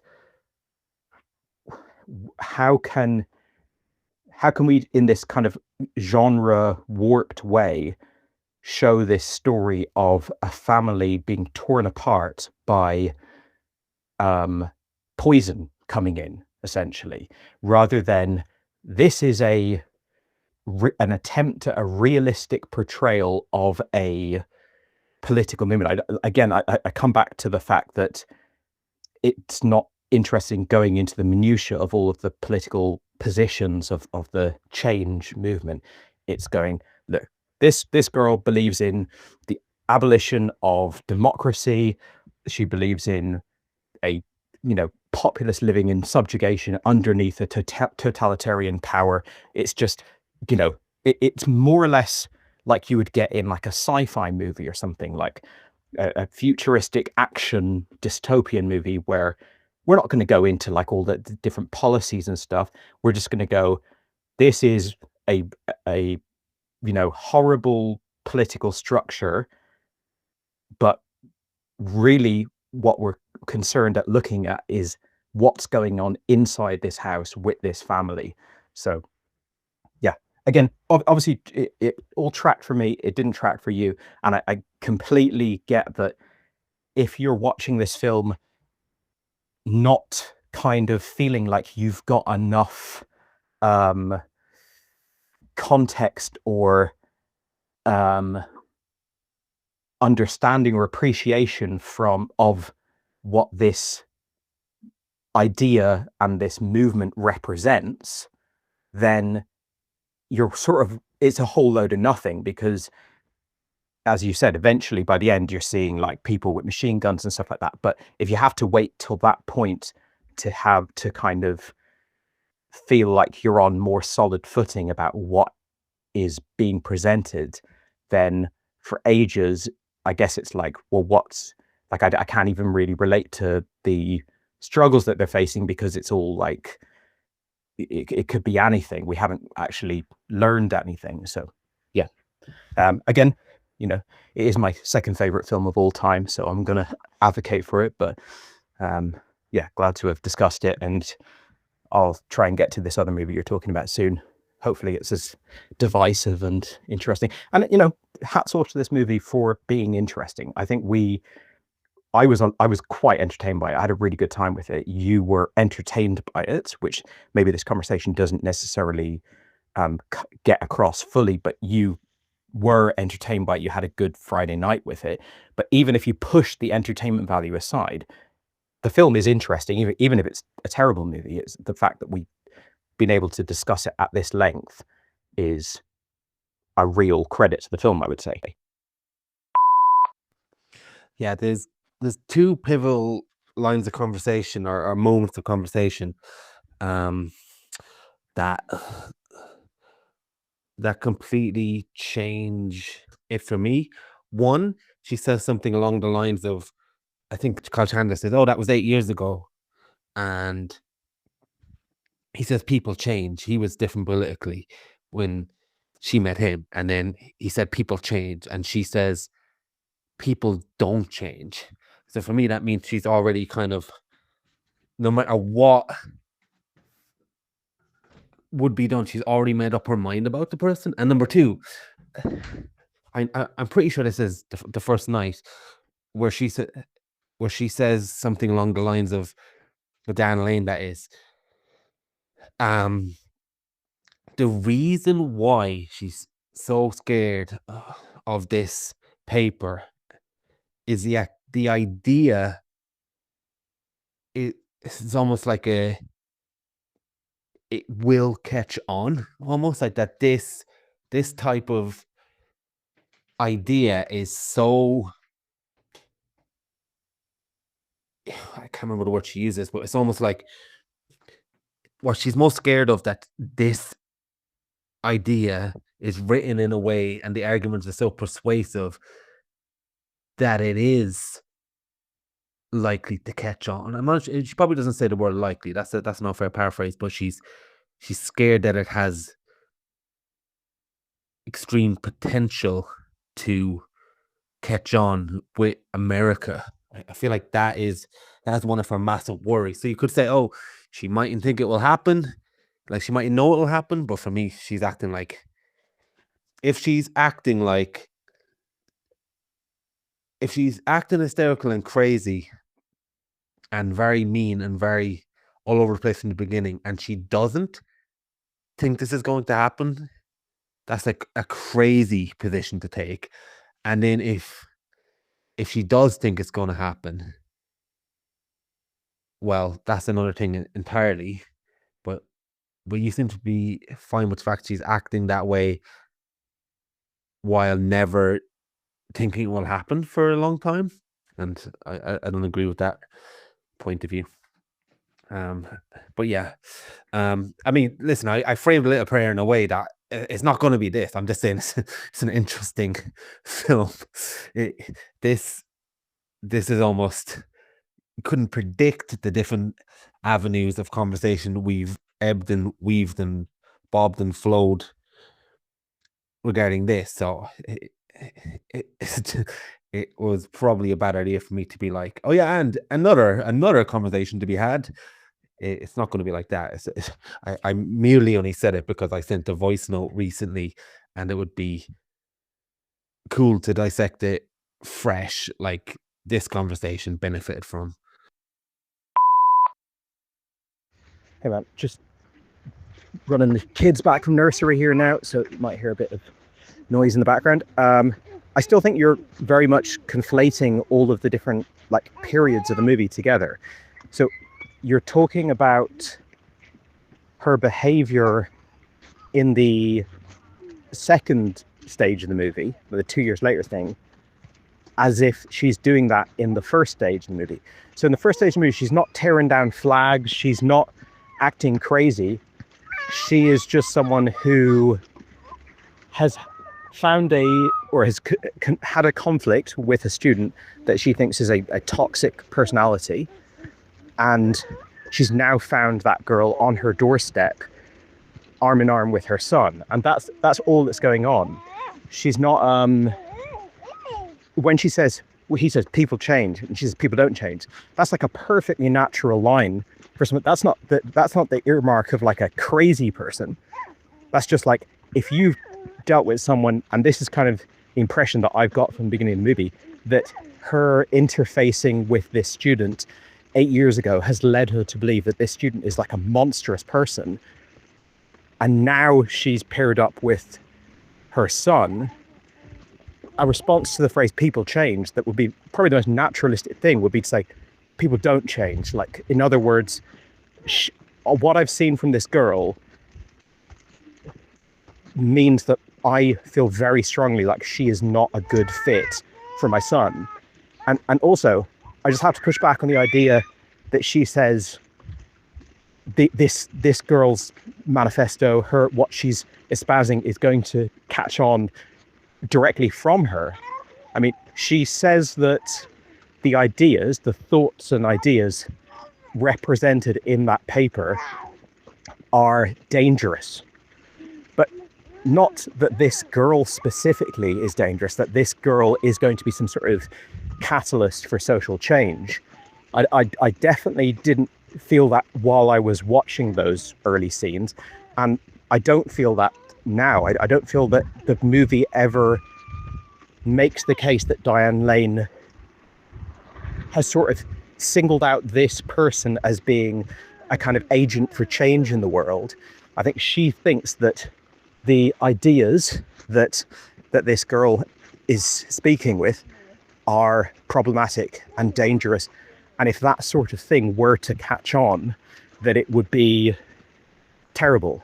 But I don't think she has any suspicion or inkling at all whatsoever that it will catch on. And I think that's kind of belied by the relaxed disposition that she has at the beginning of the movie.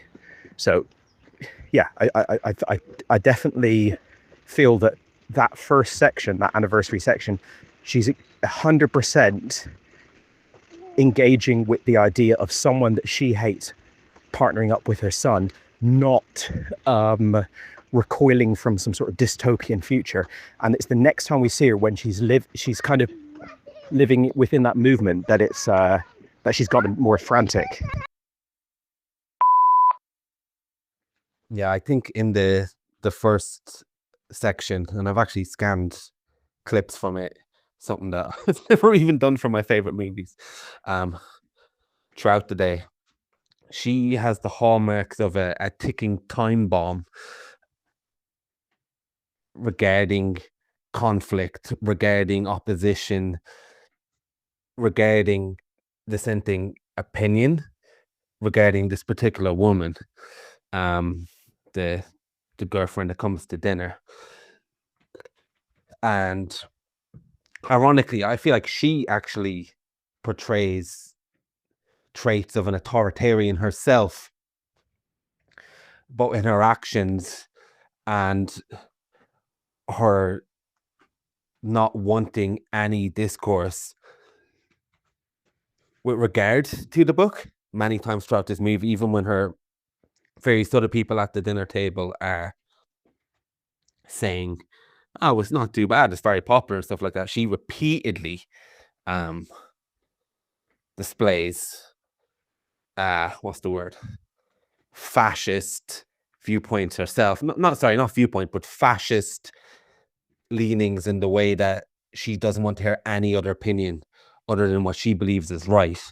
Similar to Batman. But yeah, I feel like she's got that in her character from the very moment the girl arrives, and it only brings out the worst in her as much as the manifesto brings out in America. And there's definitely a kind of parallel, I guess, symmetry as well between the two, between America and Diane Lane, in that she destroys herself in the same way, I guess, that she destroys herself in opposition to an idea, in the same way that America destroys itself in co-opting an idea. But I feel like there's a lot of, I guess the word is, openness to dialogue from her character, and openness in general, that emerges more and more as the movie begins and goes on to the different stages. But yeah, we'll agree to disagree. And yeah, I mean, the other thing is, I think she's definitely worried about the ideas as they're formed in the article itself.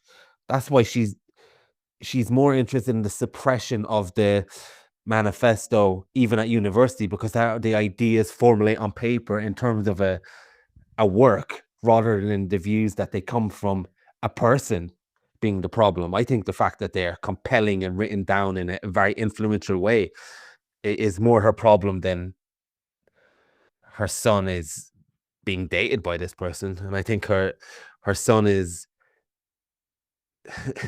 being dated by that person. She doesn't even view it that at times it's a bad decision by him. It's more that she is using that to get back at her because of the ideological difference with the manifesto at the very beginning.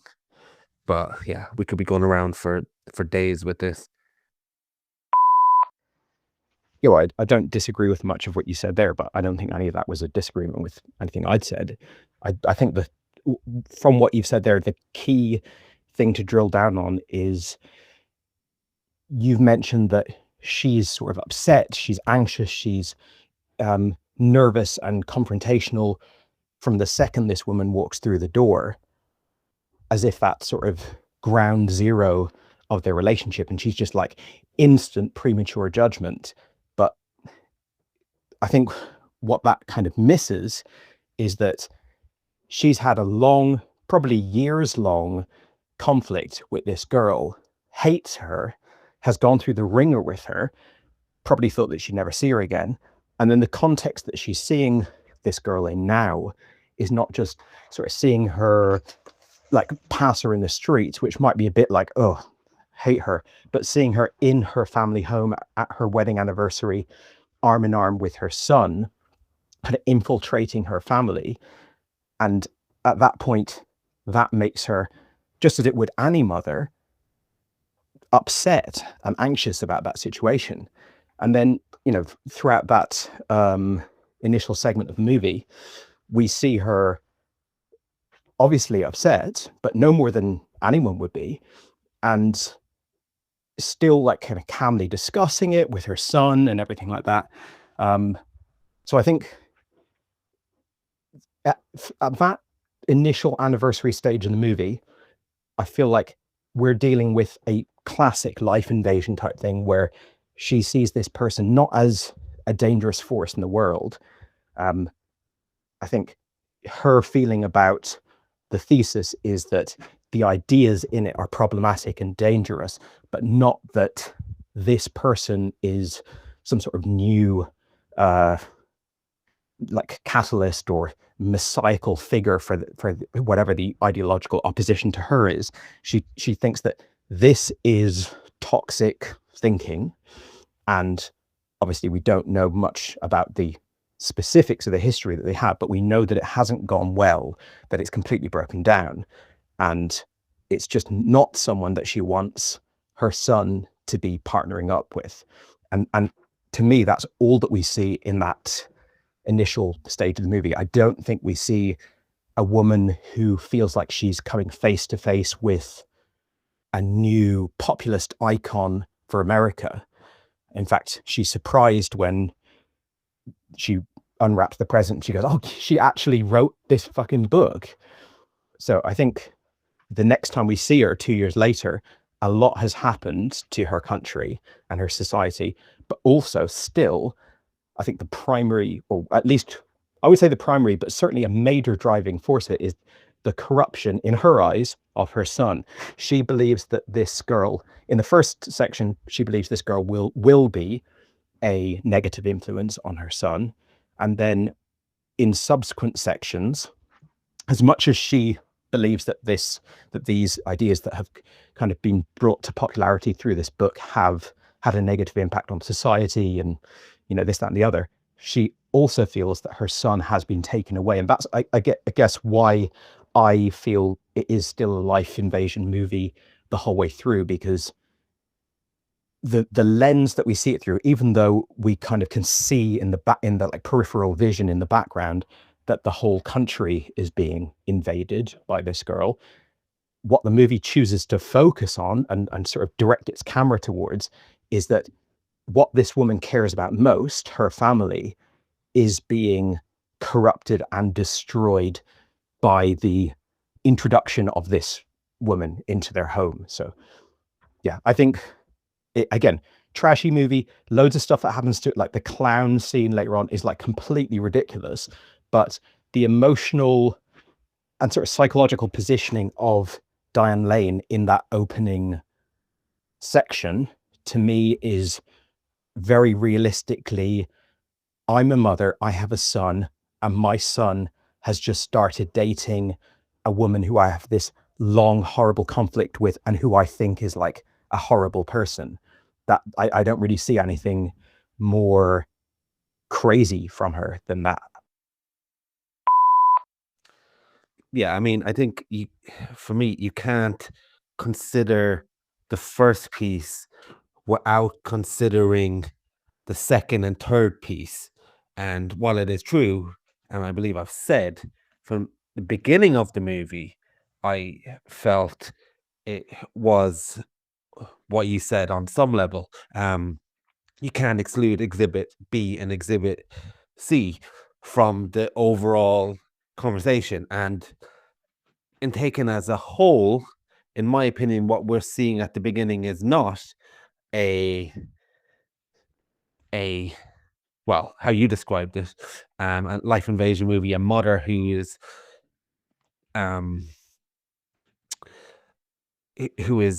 you know, very unhappy that her son has brought this person home. And I'm not saying that's not what we're seeing on one level. And while you're seeing that on a more substantial level, what I'm seeing is the beginning of a political allegory and the beginning of something that is examining political discourse.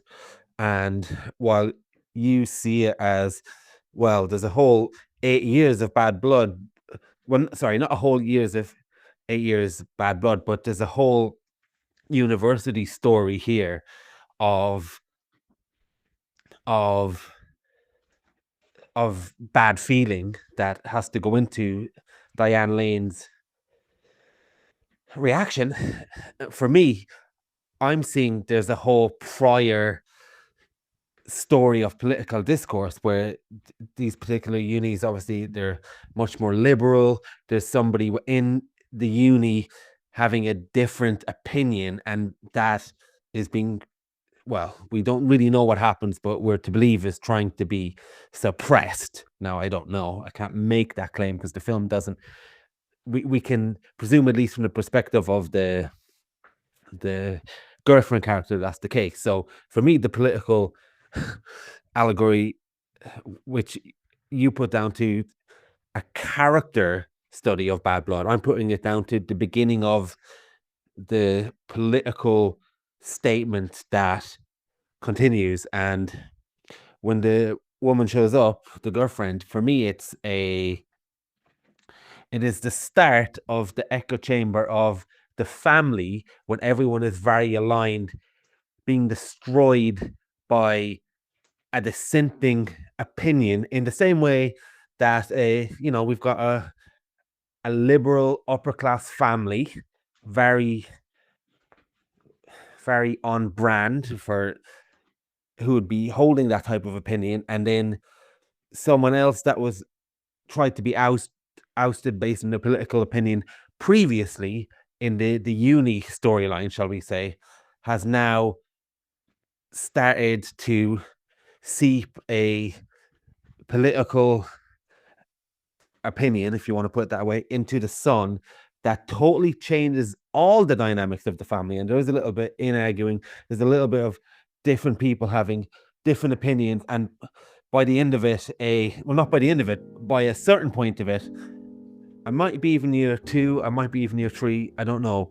but Diane Lane is telling Kyle Chandler, shut the fuck up, for something very minor. And I think it definitely is more interested in the political discourse of America through this family, and that's the heart of this movie, and that's what it ultimately says about the first scene to me. Now, again, you see it differently, but it just goes to show you how much of our own ideology of what this movie is about has seeped into every crack of our own observations. I think the only way to shed any more light than our own cases, and you've argued your point of view very well, and I think, we need to find some people involved with this movie, whether it's the screenwriter, whether it's the director, and try and get him on for conversations so we can ask him a million questions and just get some more information and interpretation. It would be fantastic. I'll keep you posted. Yeah, it would be fascinating to get to talk to the writer or director of this movie, to kind of get their 2 cents on where their head was at, or what they were trying to portray, I guess. I definitely don't disagree with, again, anything you've said there about like the type of character that Diane Lane is playing. She's like it's open to interpretation, but my interpretation of her is similar to your interpretation of her, that she is more liberal, and that she's like, a teacher in some sort of liberal university. And I think the opening line in the movie is something like, I'm not liberal, I'm not conservative, or something. But the impression that we get of her is that she's at the very least more of a centrist, or maybe more left-leaning. But I think she obviously had a massive clash with this girl, and you can say that that's terrible, or like that's completely irrational for her to have had that clash. If you want, that's completely fine. But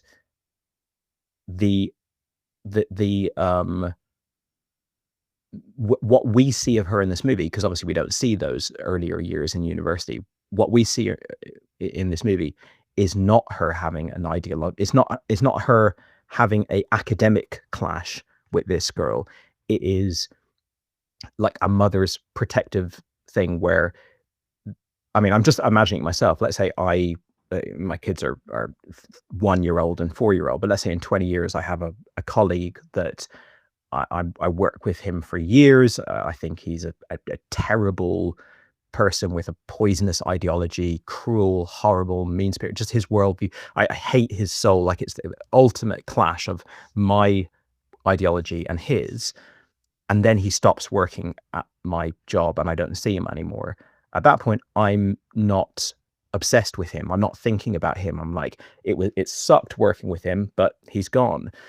If my daughter walks in through the front door arm in arm with him, and it looks like this is a serious relationship that's going to go the distance, it's not a purely philosophical or academic kind of conflict. It is like so intimate and so maddening. And I think what we see in the second section of this movie, where she's having a mental breakdown, is I don't think it can be just put down to like she is so narrow-minded that she won't let other people have opinions, and she has to always be right or something like that. I think she feels, again, rightly or wrongly, but the movie seems to very much kind of back up her suspicions that her son and her country are being really horribly and negatively impacted by this influence. And I think that the increasing mental deterioration that we see in her character is just a rational response to that kind of situation. You know, it's like what would be the more sane and level-headed way for her to be behaving at any point in this movie? That's kind of where I'm having a disconnect with you in terms of your reception of her as a character.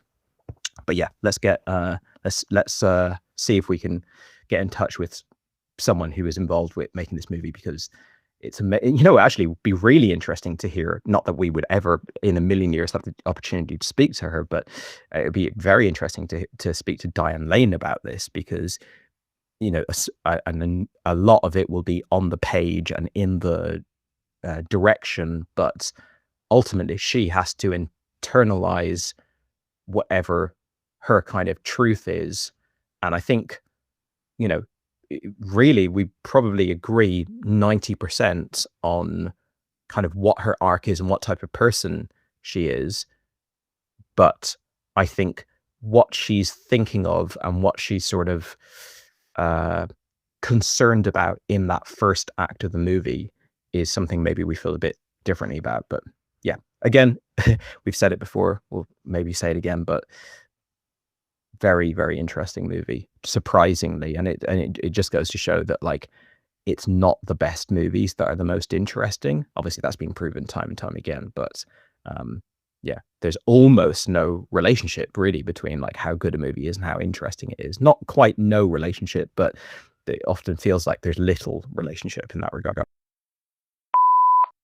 Hey man, it's a few weeks now since you sent that voice note, and I remember we were saying it would be good if we could get somebody on from Anniversary to talk about it, and maybe the director, maybe Diane Lane, but managed to track down this screenwriter, as you know, Lori Rosene-Gambino. I hope I pronounced that right. And I actually sent her our voice notes over, and she didn't get past my voice note because, well, probably came across quite negative and didn't get the chance to get to your defense of the movie. But yeah, she's kindly agreed to answer our questions and said I could send over some voice notes. And once she realized it wasn't going to be a total bashing by me, and there's actually a lot of balance to be had. So yeah, she's agreed to answer some questions. So I'm going to send her over some voice note audio today or tomorrow, and hopefully she'll come back with it. She said she didn't mind, which is great. She doesn't even mind a bit of criticism and talking about many things got to do with the Anniversary. And yeah, ultimately we both enjoyed it, and it's the longest we've ever talked about a movie, so there was so much to digest and talk about, which is great.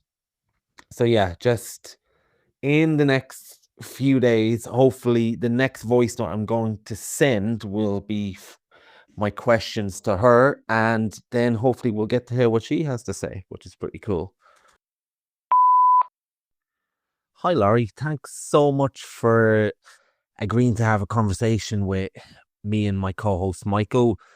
We had an absolutely robust conversation about Anniversary, many disagreements. We both enjoyed the movie, and it's probably the longest we've ever talked about a movie together, I would say, collectively. So there's a lot to dive into. So thanks very much for agreeing to shed some light on the questions we might have. So yeah, let's dive in. My co-host is a big fan of domestic or life invasion movies, as he's coined the phrase. I think movies like Single White Female, The Hand That Rocks the Cradle, Fatal Attraction. To what extent, if at all, were you consciously writing Anniversary as a traditional life invasion movie? Were those films in your mind during the screenplay process, or was that a framework? Was that framework more of a deliberate hook to draw the audience in before moving away from it and focusing on the more broader forces at play in this film? And the other thing I wanted to ask was as well, the film makes bold use of time jumps, with many major events happening in the gaps between them. Now, we don't see the change in the government or the country directly. We very much infer it.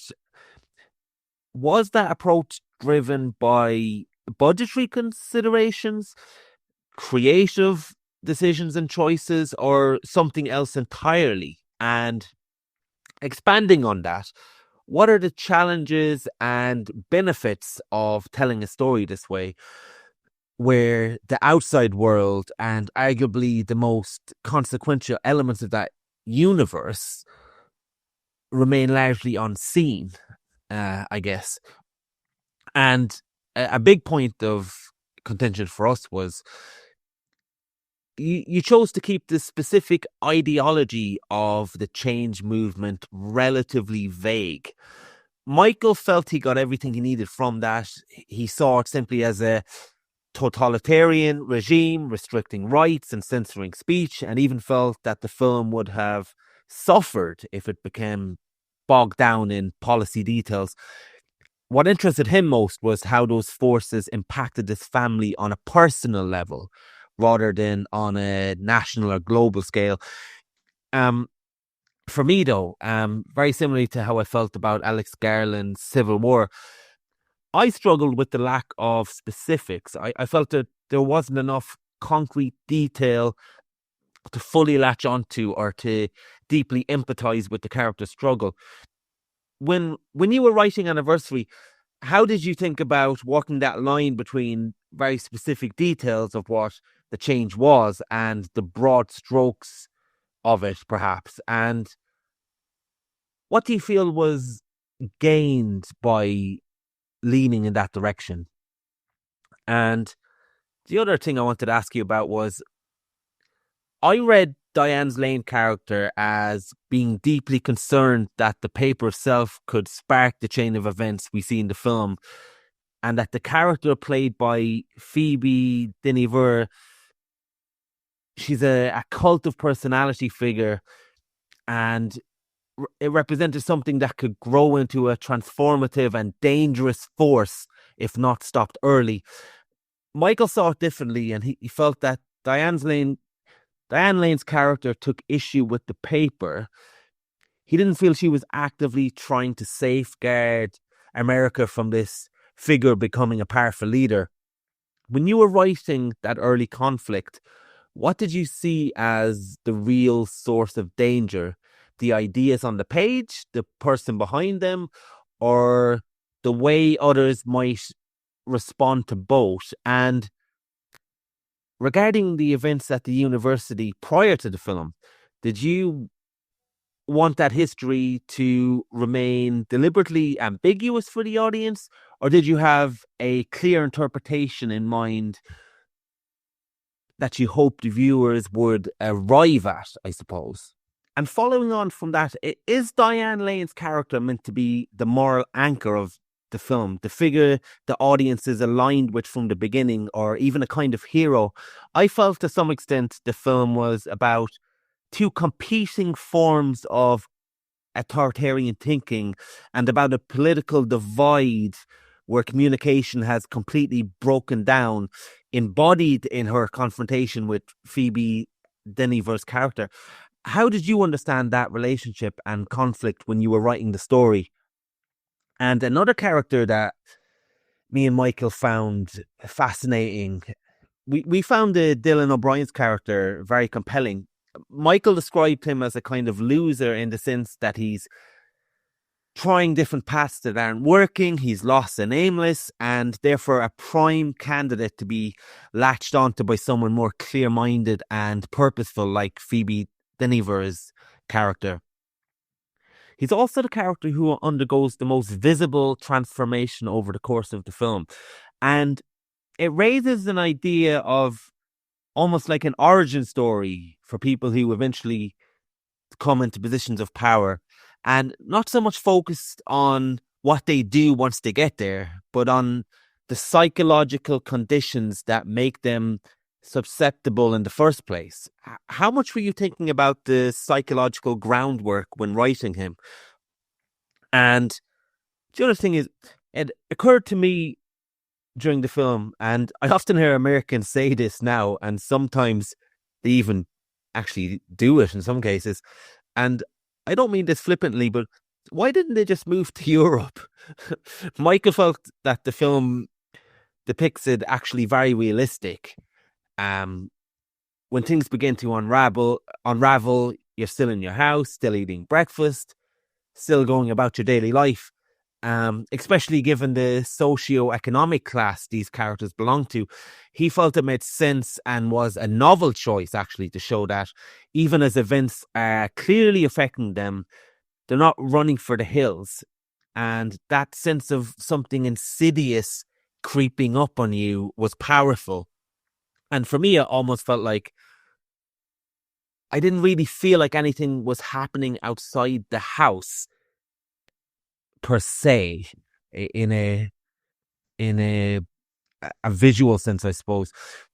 When you were writing it, what were you most interested in capturing about that quiet, everyday denial and how large scale change is experienced or missed by people living through it? I think that's the questions we have for now, and I look very forward to your answers. So yeah, hopefully I didn't waffle too much, which I definitely did, and you can get back to us with this. Thanks very much. I'm Lori Rosene-Gambino, and I am the screenwriter and executive producer of the film Anniversary. Like Andy and Michael, I'm a lifelong film lover, and I really enjoy film analysis and commentary, so thank you for having me on the podcast. I conceived Anniversary as a dystopian cautionary tale, more so than a thriller, actually. That said, Jan Komasa, our director, was very committed to telling a story from a contained location. And once you place a film, I think, inside a home under, mounting psychological pressure, you inevitably sort of echo the language of domestic thrillers and horror films or even stage plays. I wasn't consciously writing in the tradition of, a thriller like Single White Female or Fatal Attractions. They weren't reference points. I didn't look at them beforehand or anything. But, as a lifelong cinephile, those films are always sort of in the DNA. So while I didn't set out to make a classic life invasion thriller, I understood that the audience would definitely experience it through that lens. What I was pushing for was a broader frame around the home and sort of convince the director to open up the film to the outside world, because he did originally want a contained film. So scenes that take place at Georgetown and Paul Taylor's restaurant and all the exteriors, they were something that I wanted to have on the sort of onset when the film starts, and then we start to gradually compress the story over 5 years until the house becomes sort of increasingly claustrophobic feeling.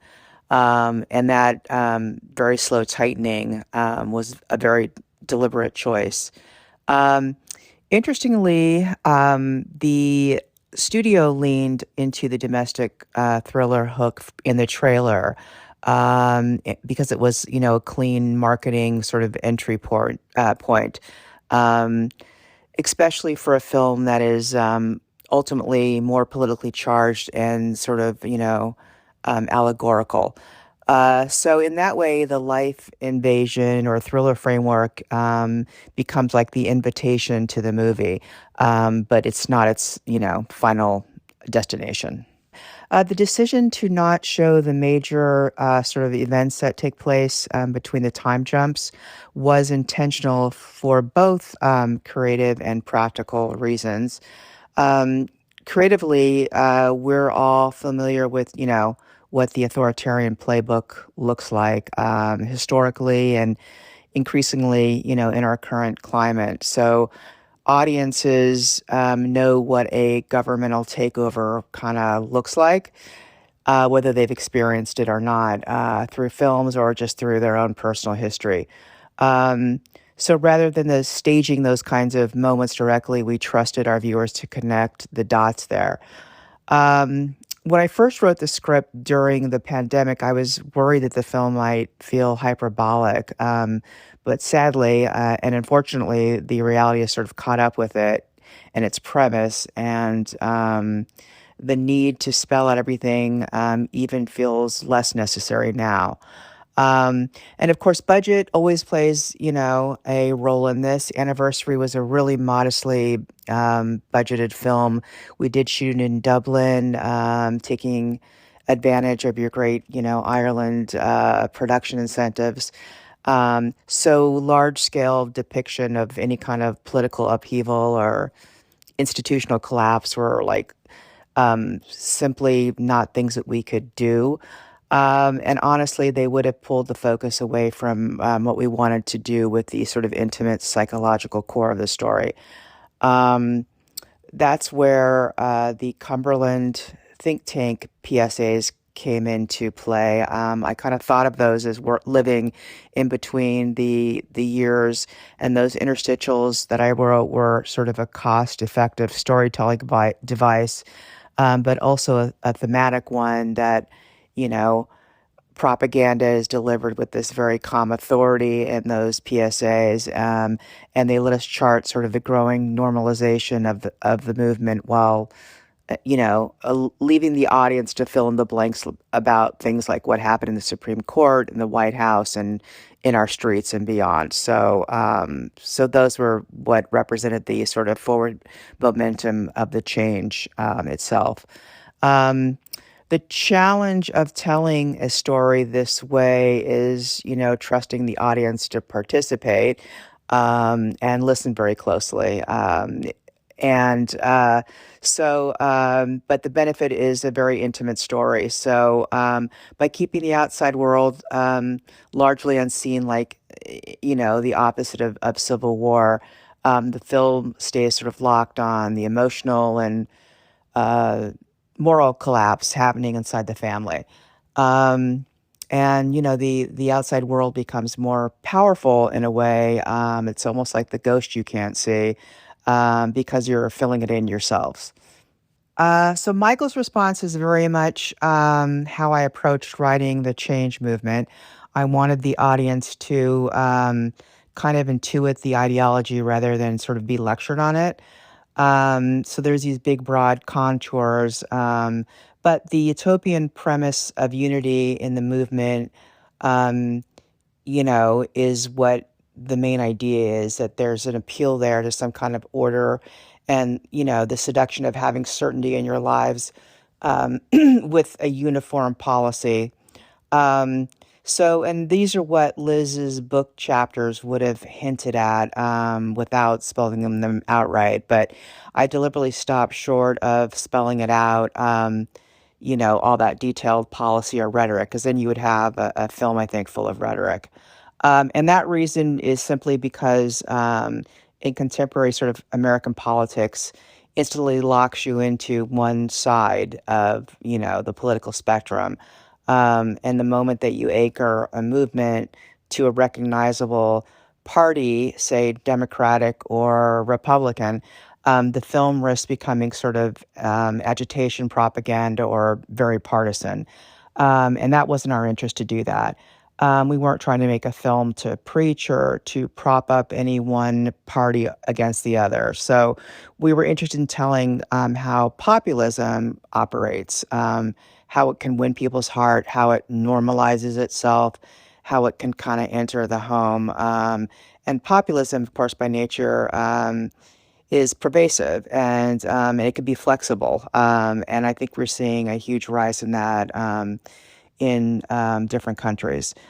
So we were definitely trying to capture the zeitgeist. Again, I wrote this during the pandemic before a lot of this, what we're seeing now, occurred. So again, we thought it was hyperbolic. But I understand the impulse for wanting a more concrete detail. I think Alex Garland's Civil War makes a different choice, giving a very specific sort of type of a presidential figure who felt very Trump to me, by the way. There was, just certain characteristics of the character. But in Anniversary, it was less about the architecture of the regime and more about what happens to the family.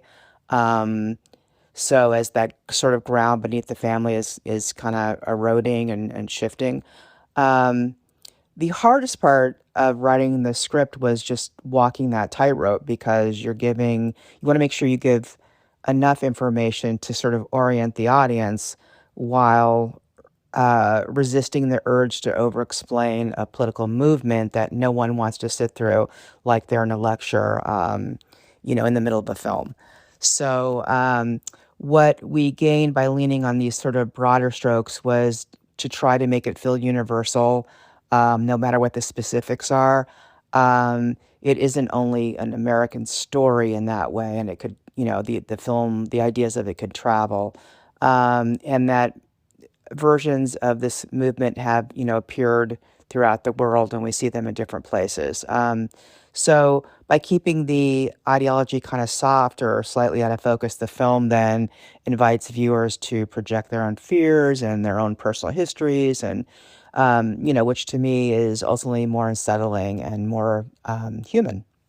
I wrote Ellen, Diane Lane's character, as someone consciously trying, not as someone trying to consciously save America from like a future monster, but as a more like principled academic who's kind of confronted with something that's, unsettling in her own classroom. I think her objection to Liz's thesis is rooted more in ethics and sort of maybe, a radicalization that she's seeing in one of her students, and with a genuine sort of uncertainty about how she should, as a professor, respond to it, because the institution protects students and their freedom of speech. So that's, I write that she went to her peers and her dean because she's trying to do the right thing. I mean, how do you grade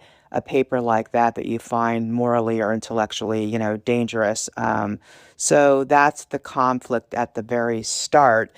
But the real alarm bells begin to ring later in the story when this thesis evolves into a novel, particularly when it's financed by a political think tank, and then turned into a national bestseller by, that think tank. So that's where the story shifts from sort of an academic disagreement, for lack of a better word, into like the machinery of populism, and that gets amplified, and resources are put behind it, and it's an audience. It's written the book, the idea for an audience hungry for certainty in uncertain times. So that escalation is the true source of the danger, not just the ideas in the book or the person behind them who wrote it, but a system that rewards and magnifies both, in which case in our film is the Cumberland Company, which is kind of the big bad of the story. I also sort of wanted the audience to question whether Ellen's early resistance helped shape who Liz becomes. So that when Liz reappears years later at her 25th, at Ellen's 25th wedding anniversary, she's composed now. Seems reasonable. She's kind of the opposite of that radical student that she had in the classroom. So the film sort of invites viewers to also ask, did Ellen overreact back then? Did that pushback contribute to who Liz became? That tension matters more kind of to me than giving a definitive answer, because I think it lets you have different opinions about it, which are interesting. For that reason, I chose not to use flashbacks or little literal depictions of Liz's student years, and instead let the audience sort of experience the competing versions of that history through both Ellen and Liz themselves, so that their memories, or the way they are acting in a particular scene, are rooted in what's happening currently in the story and not in flashbacks. So that wasn't accidental. That was by choice, that we didn't want to do any flashbacks in the story. And therefore the viewer could sort of lean in and decide what they believe happened. Okay, question 5. Okay, this is interesting. Audience have read Ellen in different ways, and I think that's really cool. I didn't write her as a conventional hero or like a moral anchor. Instead, I sort of saw her as someone that is like ringing the alarm, bell or the early warning about what's to come later, because she sees it, she studied it, she knows it. So she's she's ringing it for the family, really. Um, Rather than sort of two competing forms of authoritarian thinking, I was more interested in how political division kind of infiltrates, our spaces at our family gatherings. So that, families who once shared all these commonalities are slowly being able to speak to one another. That breakdown of communication was really important to ultimately what our director, Jan, wanted as well. Um, so by the time we get to, like, say, for example, the Thanksgiving dinner, Ellen has, effectively become their red flag waver, the person who recognizes that something is happening in real time, even though others, are kind of normalizing it. Um, and, I think we often hear from people who have lived through, political takeovers that it doesn't sort of arrive all at once. It sort of unfolds gradually in plain sight, until one day you realize, the world's already changed. And so I wanted somebody who embodies the sort of recognition of all of that earlier in our story. Um, I also thought about, sort of authoritarianism as something that spreads biologically. I always had the idea of it being like a virus, so that once, that ideology enters a host, it sort of divides and mutates. And so that's where the Dylan O'Brien character really comes in. I saw him as sort of like a splinter cell branching off of Liz, and who forms his own ecosystem and system of power. So it shows, how things can replicate and radicalize and evolve. And that's where the Birdie character comes in, and that she's, with the microscope, and that she is kind of our sounding board for the idea of the virus spreading, which is a thematic.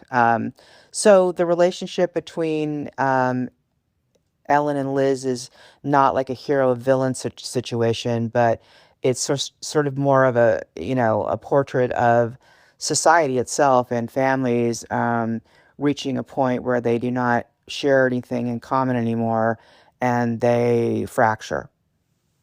I spend a long time building character biographies before I write, particularly this script. This was all about the character deep dives.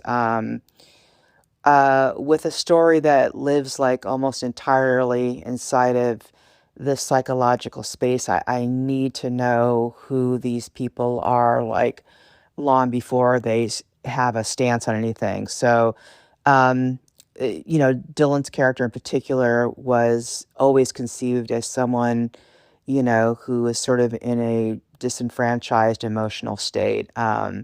He exists in a family, defined by achievement, and he feels like an outlier.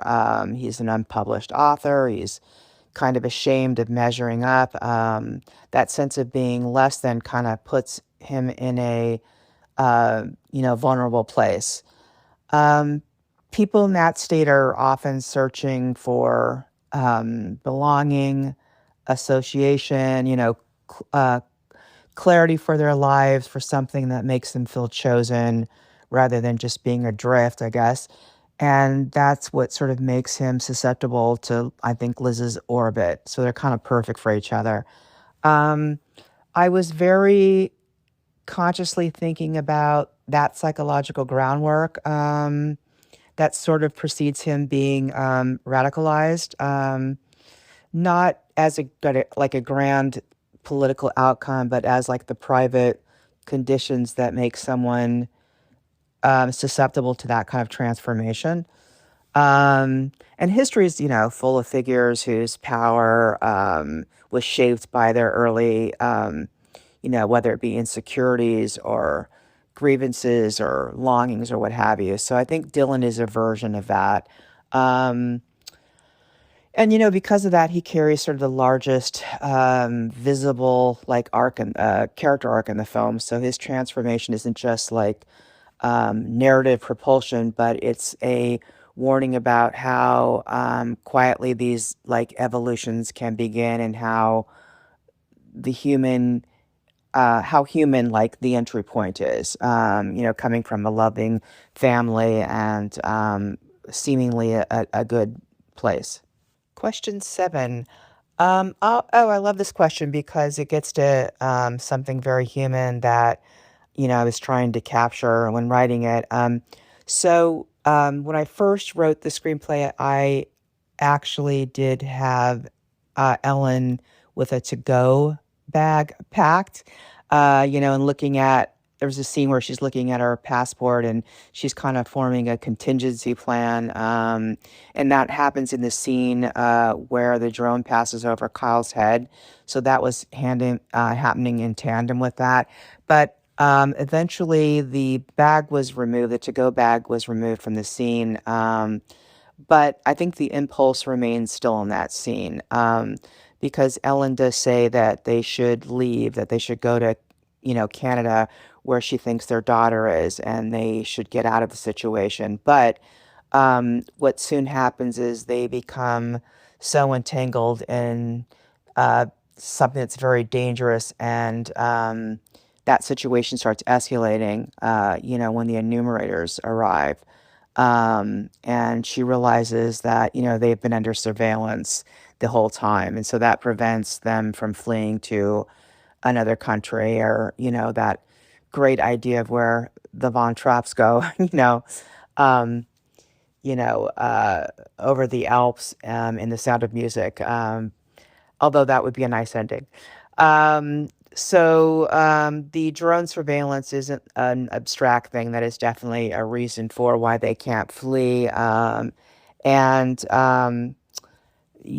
no longer a logistical decision. It's also sort of a moral and maternal one, because, eventually we see Ellen sign allegiance to the change, obviously not out of belief or that she's been turned, but out of terror for her daughter's safety. And that's the heartbreaking thing.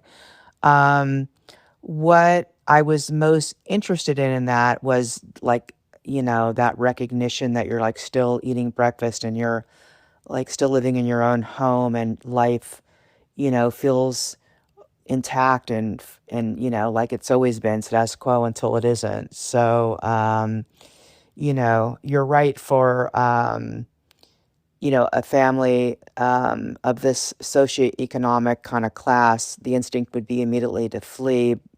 And it's also to sort of trust the institutions until you don't anymore. And, to believe that you can't not really believe this is happening until it is. But that's what allows the whole story to sort of take root and to where it goes. I did actually write originally I wrote a montage showing sort of the rapid external escalation of what's happening in the country, more of a montage of shots, or they could be photographs or whatever inexpensive way we could have achieved that. But it did have like riots and civil unrest and, institutional collapse, how someone ascends, takes over the Supreme Court, and, who becomes president. But in the end, I don't think for both budget and creative reasons, I don't think we needed that for all the reasons I mentioned above. It almost filled in too many, too much for the audience. And I think we know how that works, particularly now. So in retrospect, keeping the outside world mostly unseen sort of reinforces the scariness of what's happening, I think, beyond the walls. While your family is, passing the turkey and the mashed potatoes. So that was the reason for it. I want to thank you, Andy and Michael. I really enjoyed being on the podcast and talking with you. And you should know, and your audience should know, that the film is currently available on video on demand, and it will eventually stream on Hulu in the next upcoming months. Thank you so much for having me. Hey man, just a Monday morning here now, just starting my work week. Just got finished listening to Lori's responses to your questions there. Brilliant insights, and I think, well, naturally, I suppose a lot of the points that she's made really complement or deepen the conversation that we've had about those elements in the movie. So it's really nice to hear her thoughts, and I think it was clearly a very considered film in how it was approached, and I think, like, based on both my enjoyment for the film, but also kind of hearing her expand on the motivation behind a lot of the creative decisions that went into the writing of the film, I really have the utmost respect for everything, every decision she's made, except for one where she mentions the fact that she was sort of pushing. There was a bit of a push and pull with the director about how many scenes outside the home there should be. She references the scenes in Carl Chandler's restaurant and stuff like that, and I think, of course, this film doesn't exist, so it's a little bit hypothetical, but I would be maybe more drawn to the sort of Alfred Hitchcock's Rope approach of, like, how really make it a chamber piece. And especially with a big house like that, I kind of feel like you could probably set this film entirely in one house and not have it feel visually stale. You can obviously incorporate the television, you can incorporate smartphones and stuff like that. So I one of the things I liked a lot about the film was, and it's not just about this film, but it's a sort of almost like a subgenre onto itself, where it's like films that don't show you the action, that are really contained, but like build out more of a universe beyond the walls, beyond the confines, the physical confines of the film. So I remember feeling a little bit of friction when I would see scenes like the stand-up comedian character wading through the swamp and stuff like that. I was like, they definitely have dramatic value, but I feel like they're sort of diluting the uniqueness and kind of what I felt most compelling about the film. It's also interesting hearing her talk about the journey, because, as I said, the thing that kind of compelled me to watch it in the first place was that trailer of, basically the trailer is somewhat misleading in the sense that it's presenting a single white female movie to you, a life invasion movie. And it's really interesting kind of hearing from the screenwriter the journey that goes through, where she's, her interests are more in this fable, this dystopian, look what happens when these authoritarian movements get in power, a political film, I suppose, about populism and stuff like that. And then there's an interest. The director, who's very involved in the story as well, is kind of really interested in the familial aspect of it, which leads to the narrow confined setting it in a home, which then naturally dovetails into the interpersonal thriller of Single White Female, Fatal Attraction, all these movies, the life invasion movie, The Stepfather, and then the distributors go, well, that works as a sell. We can sell that. The other side of this film is almost like it's a hard sell, and it's divisive, and it's people will have sort of made their mind up about what type of film it is before they start watching. Whereas if you just go, look, this girl from her past shows up on her anniversary and she's got her talons into her son, that is a really potent sell. It worked on me. It made me watch the film. I wonder, and I'm not sort of suggesting we go back and ask her more questions, because she's spoken at great length and given us an enormous amount of her time. But it almost makes me wonder, like, when that happens, it's not just anniversary. There's a film probably comes out every month that has that journey of like, they were interested in this creatively. This is what they wanted to do. This is what their focus was. Naturally, in making the film that they wanted to make, it also naturally incorporated elements of this other type of film, whether it was like action films or horror films or something like that. That was an organic, it wasn't like, let's throw this in because it will sell tickets. It was just like a natural organic thing that other type of film gets sort of put in the mix, but then the distributors point at that other thing and go, that's how we sell this movie. You know, you've got It Comes at Night, for example, which a lot of people were disappointed to, you know, expecting some like edge of your seat horror movie, and it's not what they got. But you can kind of see, you can see the logic of the distributor whose whole job is getting as many people as possible to watch the film, not really to honor the film as such. And then I often wonder, how do the creatives feel about it? And I guess it's kind of how successful was the film commercially, because I think if your film has been misrepresented and consequently becomes a smash hit, you might have a few like, oh, they misled people. You might have like this grumble in the back of your mind, but you're sort of resigned to, okay, that's how the business works. Whereas if it's misrepresented, I'm not saying it's grossly misrepresented, because again, I felt that thread ran through the entire film, but if it's misrepresented and then the film also isn't successful, you're a little bit like, well, is there a world in which, if this film had been pushed as, this is a conversation about this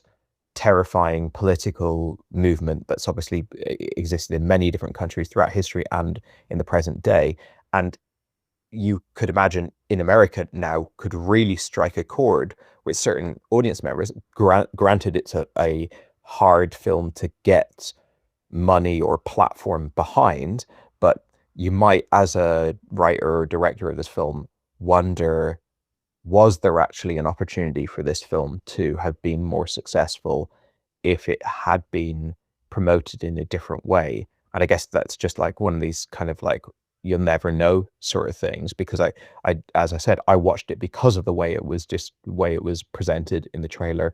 I feel like if I was the distributor and I was just trying to get as many people as possible interested in the film, I would probably slightly misrepresent it in this way, because it's almost feels like a no-brainer. But then, you know, hindsight is 2020 kind of thing. So yeah, but it really interesting. And again, like, she, you know, very gracious of her to come on. I mean, you say that she only listened to your thoughts on the film, so she's kind of coming into the lion's den a bit, and you know, certainly wasn't in any way defensive or anything. She's just giving a very honest and very interesting and insightful description of her journey with this movie. So yeah, I do hope more people get to it on streaming. I think the fact, like you said, it's the film that we've talked about the most. We both enjoyed it, but even regardless of how much you enjoy it, it is interesting, it's stimulating, it's got a lot to chew over. There are films occasionally that don't necessarily do that well in the cinema and then find a massive life on streaming. And just in the way that like films like Outbreak and Contagion became big when the pandemic happened, this is a film that you can imagine there being reason to go back to, well, certainly now in this, right now, this moment, but also, unfortunately, future moments. It could be a film that I think, unfortunately, there's always going to be reason, or occasionally going to be reason for people to kind of latch onto this and it get a little bit of a sad viral bump. So yeah, I do hope it does well on streaming, and yeah, really good to hear her thoughts. Hey man, yeah, just on my break time now, going out for a walk, getting some lunch, and it's chilly as can be. But yeah, brilliant to hear Lori's thought, and yeah, fair play there for giving such a great account of the movie and great account of the process. I would even go as far as to say, for somebody who has been critical of a lot of the decisions in terms of my viewing experience, or rather that I had a decent viewing experience and along the way all these things bothered me, having heard her account of why these decisions were made, I, at least on a artistic level, and understand it a lot better now, and understand the process behind it. So not to say I'm at peace with it, but I've certainly gained a greater understanding and a greater appreciation of how the film was made and the various decisions. I had a problem with it. It was a great, if not defense, a great reason for all these things. It's funny that you say as well that you saw the trailer and you had it into your head as that it was a kind of domestic thriller, and how it almost got to be that way throughout the process. Well, there is something that didn't actually come up in our discussion that was pretty relevant with that. You, to an extent, had it in your head that you were going to be getting that movie, and I went into the movie blind. So that'd probably be another reason why we had a different standpoint from the beginning. But I will say, on top of that, Lori's voice note very much almost sheds light on why each of us had our individual views as well, because it's all there, it's all open to interpretation, and there's the DNA of some of my points, there's the DNA of some of your points, and within either decisions not made or the decisions that were almost abandoned. Like, it's very interesting that she says that she actually had a scene where they were leaving for Europe, and obviously that completely disappears, but there is a feeling in the movie that I picked up on that almost was removed from a draft, but it's something that I picked up on in terms of a feeling. And like you said, with your feeling that it was a something like single white female and whatnot, it, even though that mightn't have been the intention, because of choosing it through the family and making it more of a domestic drama, it got there in another sense that basically made it the same thing. So yeah, illuminating really on the process. And as we often say, and you often say, once the movie is taken from the artist and taken from the director and taken from the screenwriter, and it becomes the audience, it becomes your movie. So in a way, it doesn't matter what the reasons were for it, because we got our own version of our own movie, regardless of that. But having said that, yeah, brilliant to hear the voice notes and get I suppose a view of the mind behind it and a bit of the curtain of these things. So yeah, brilliant discussion overall.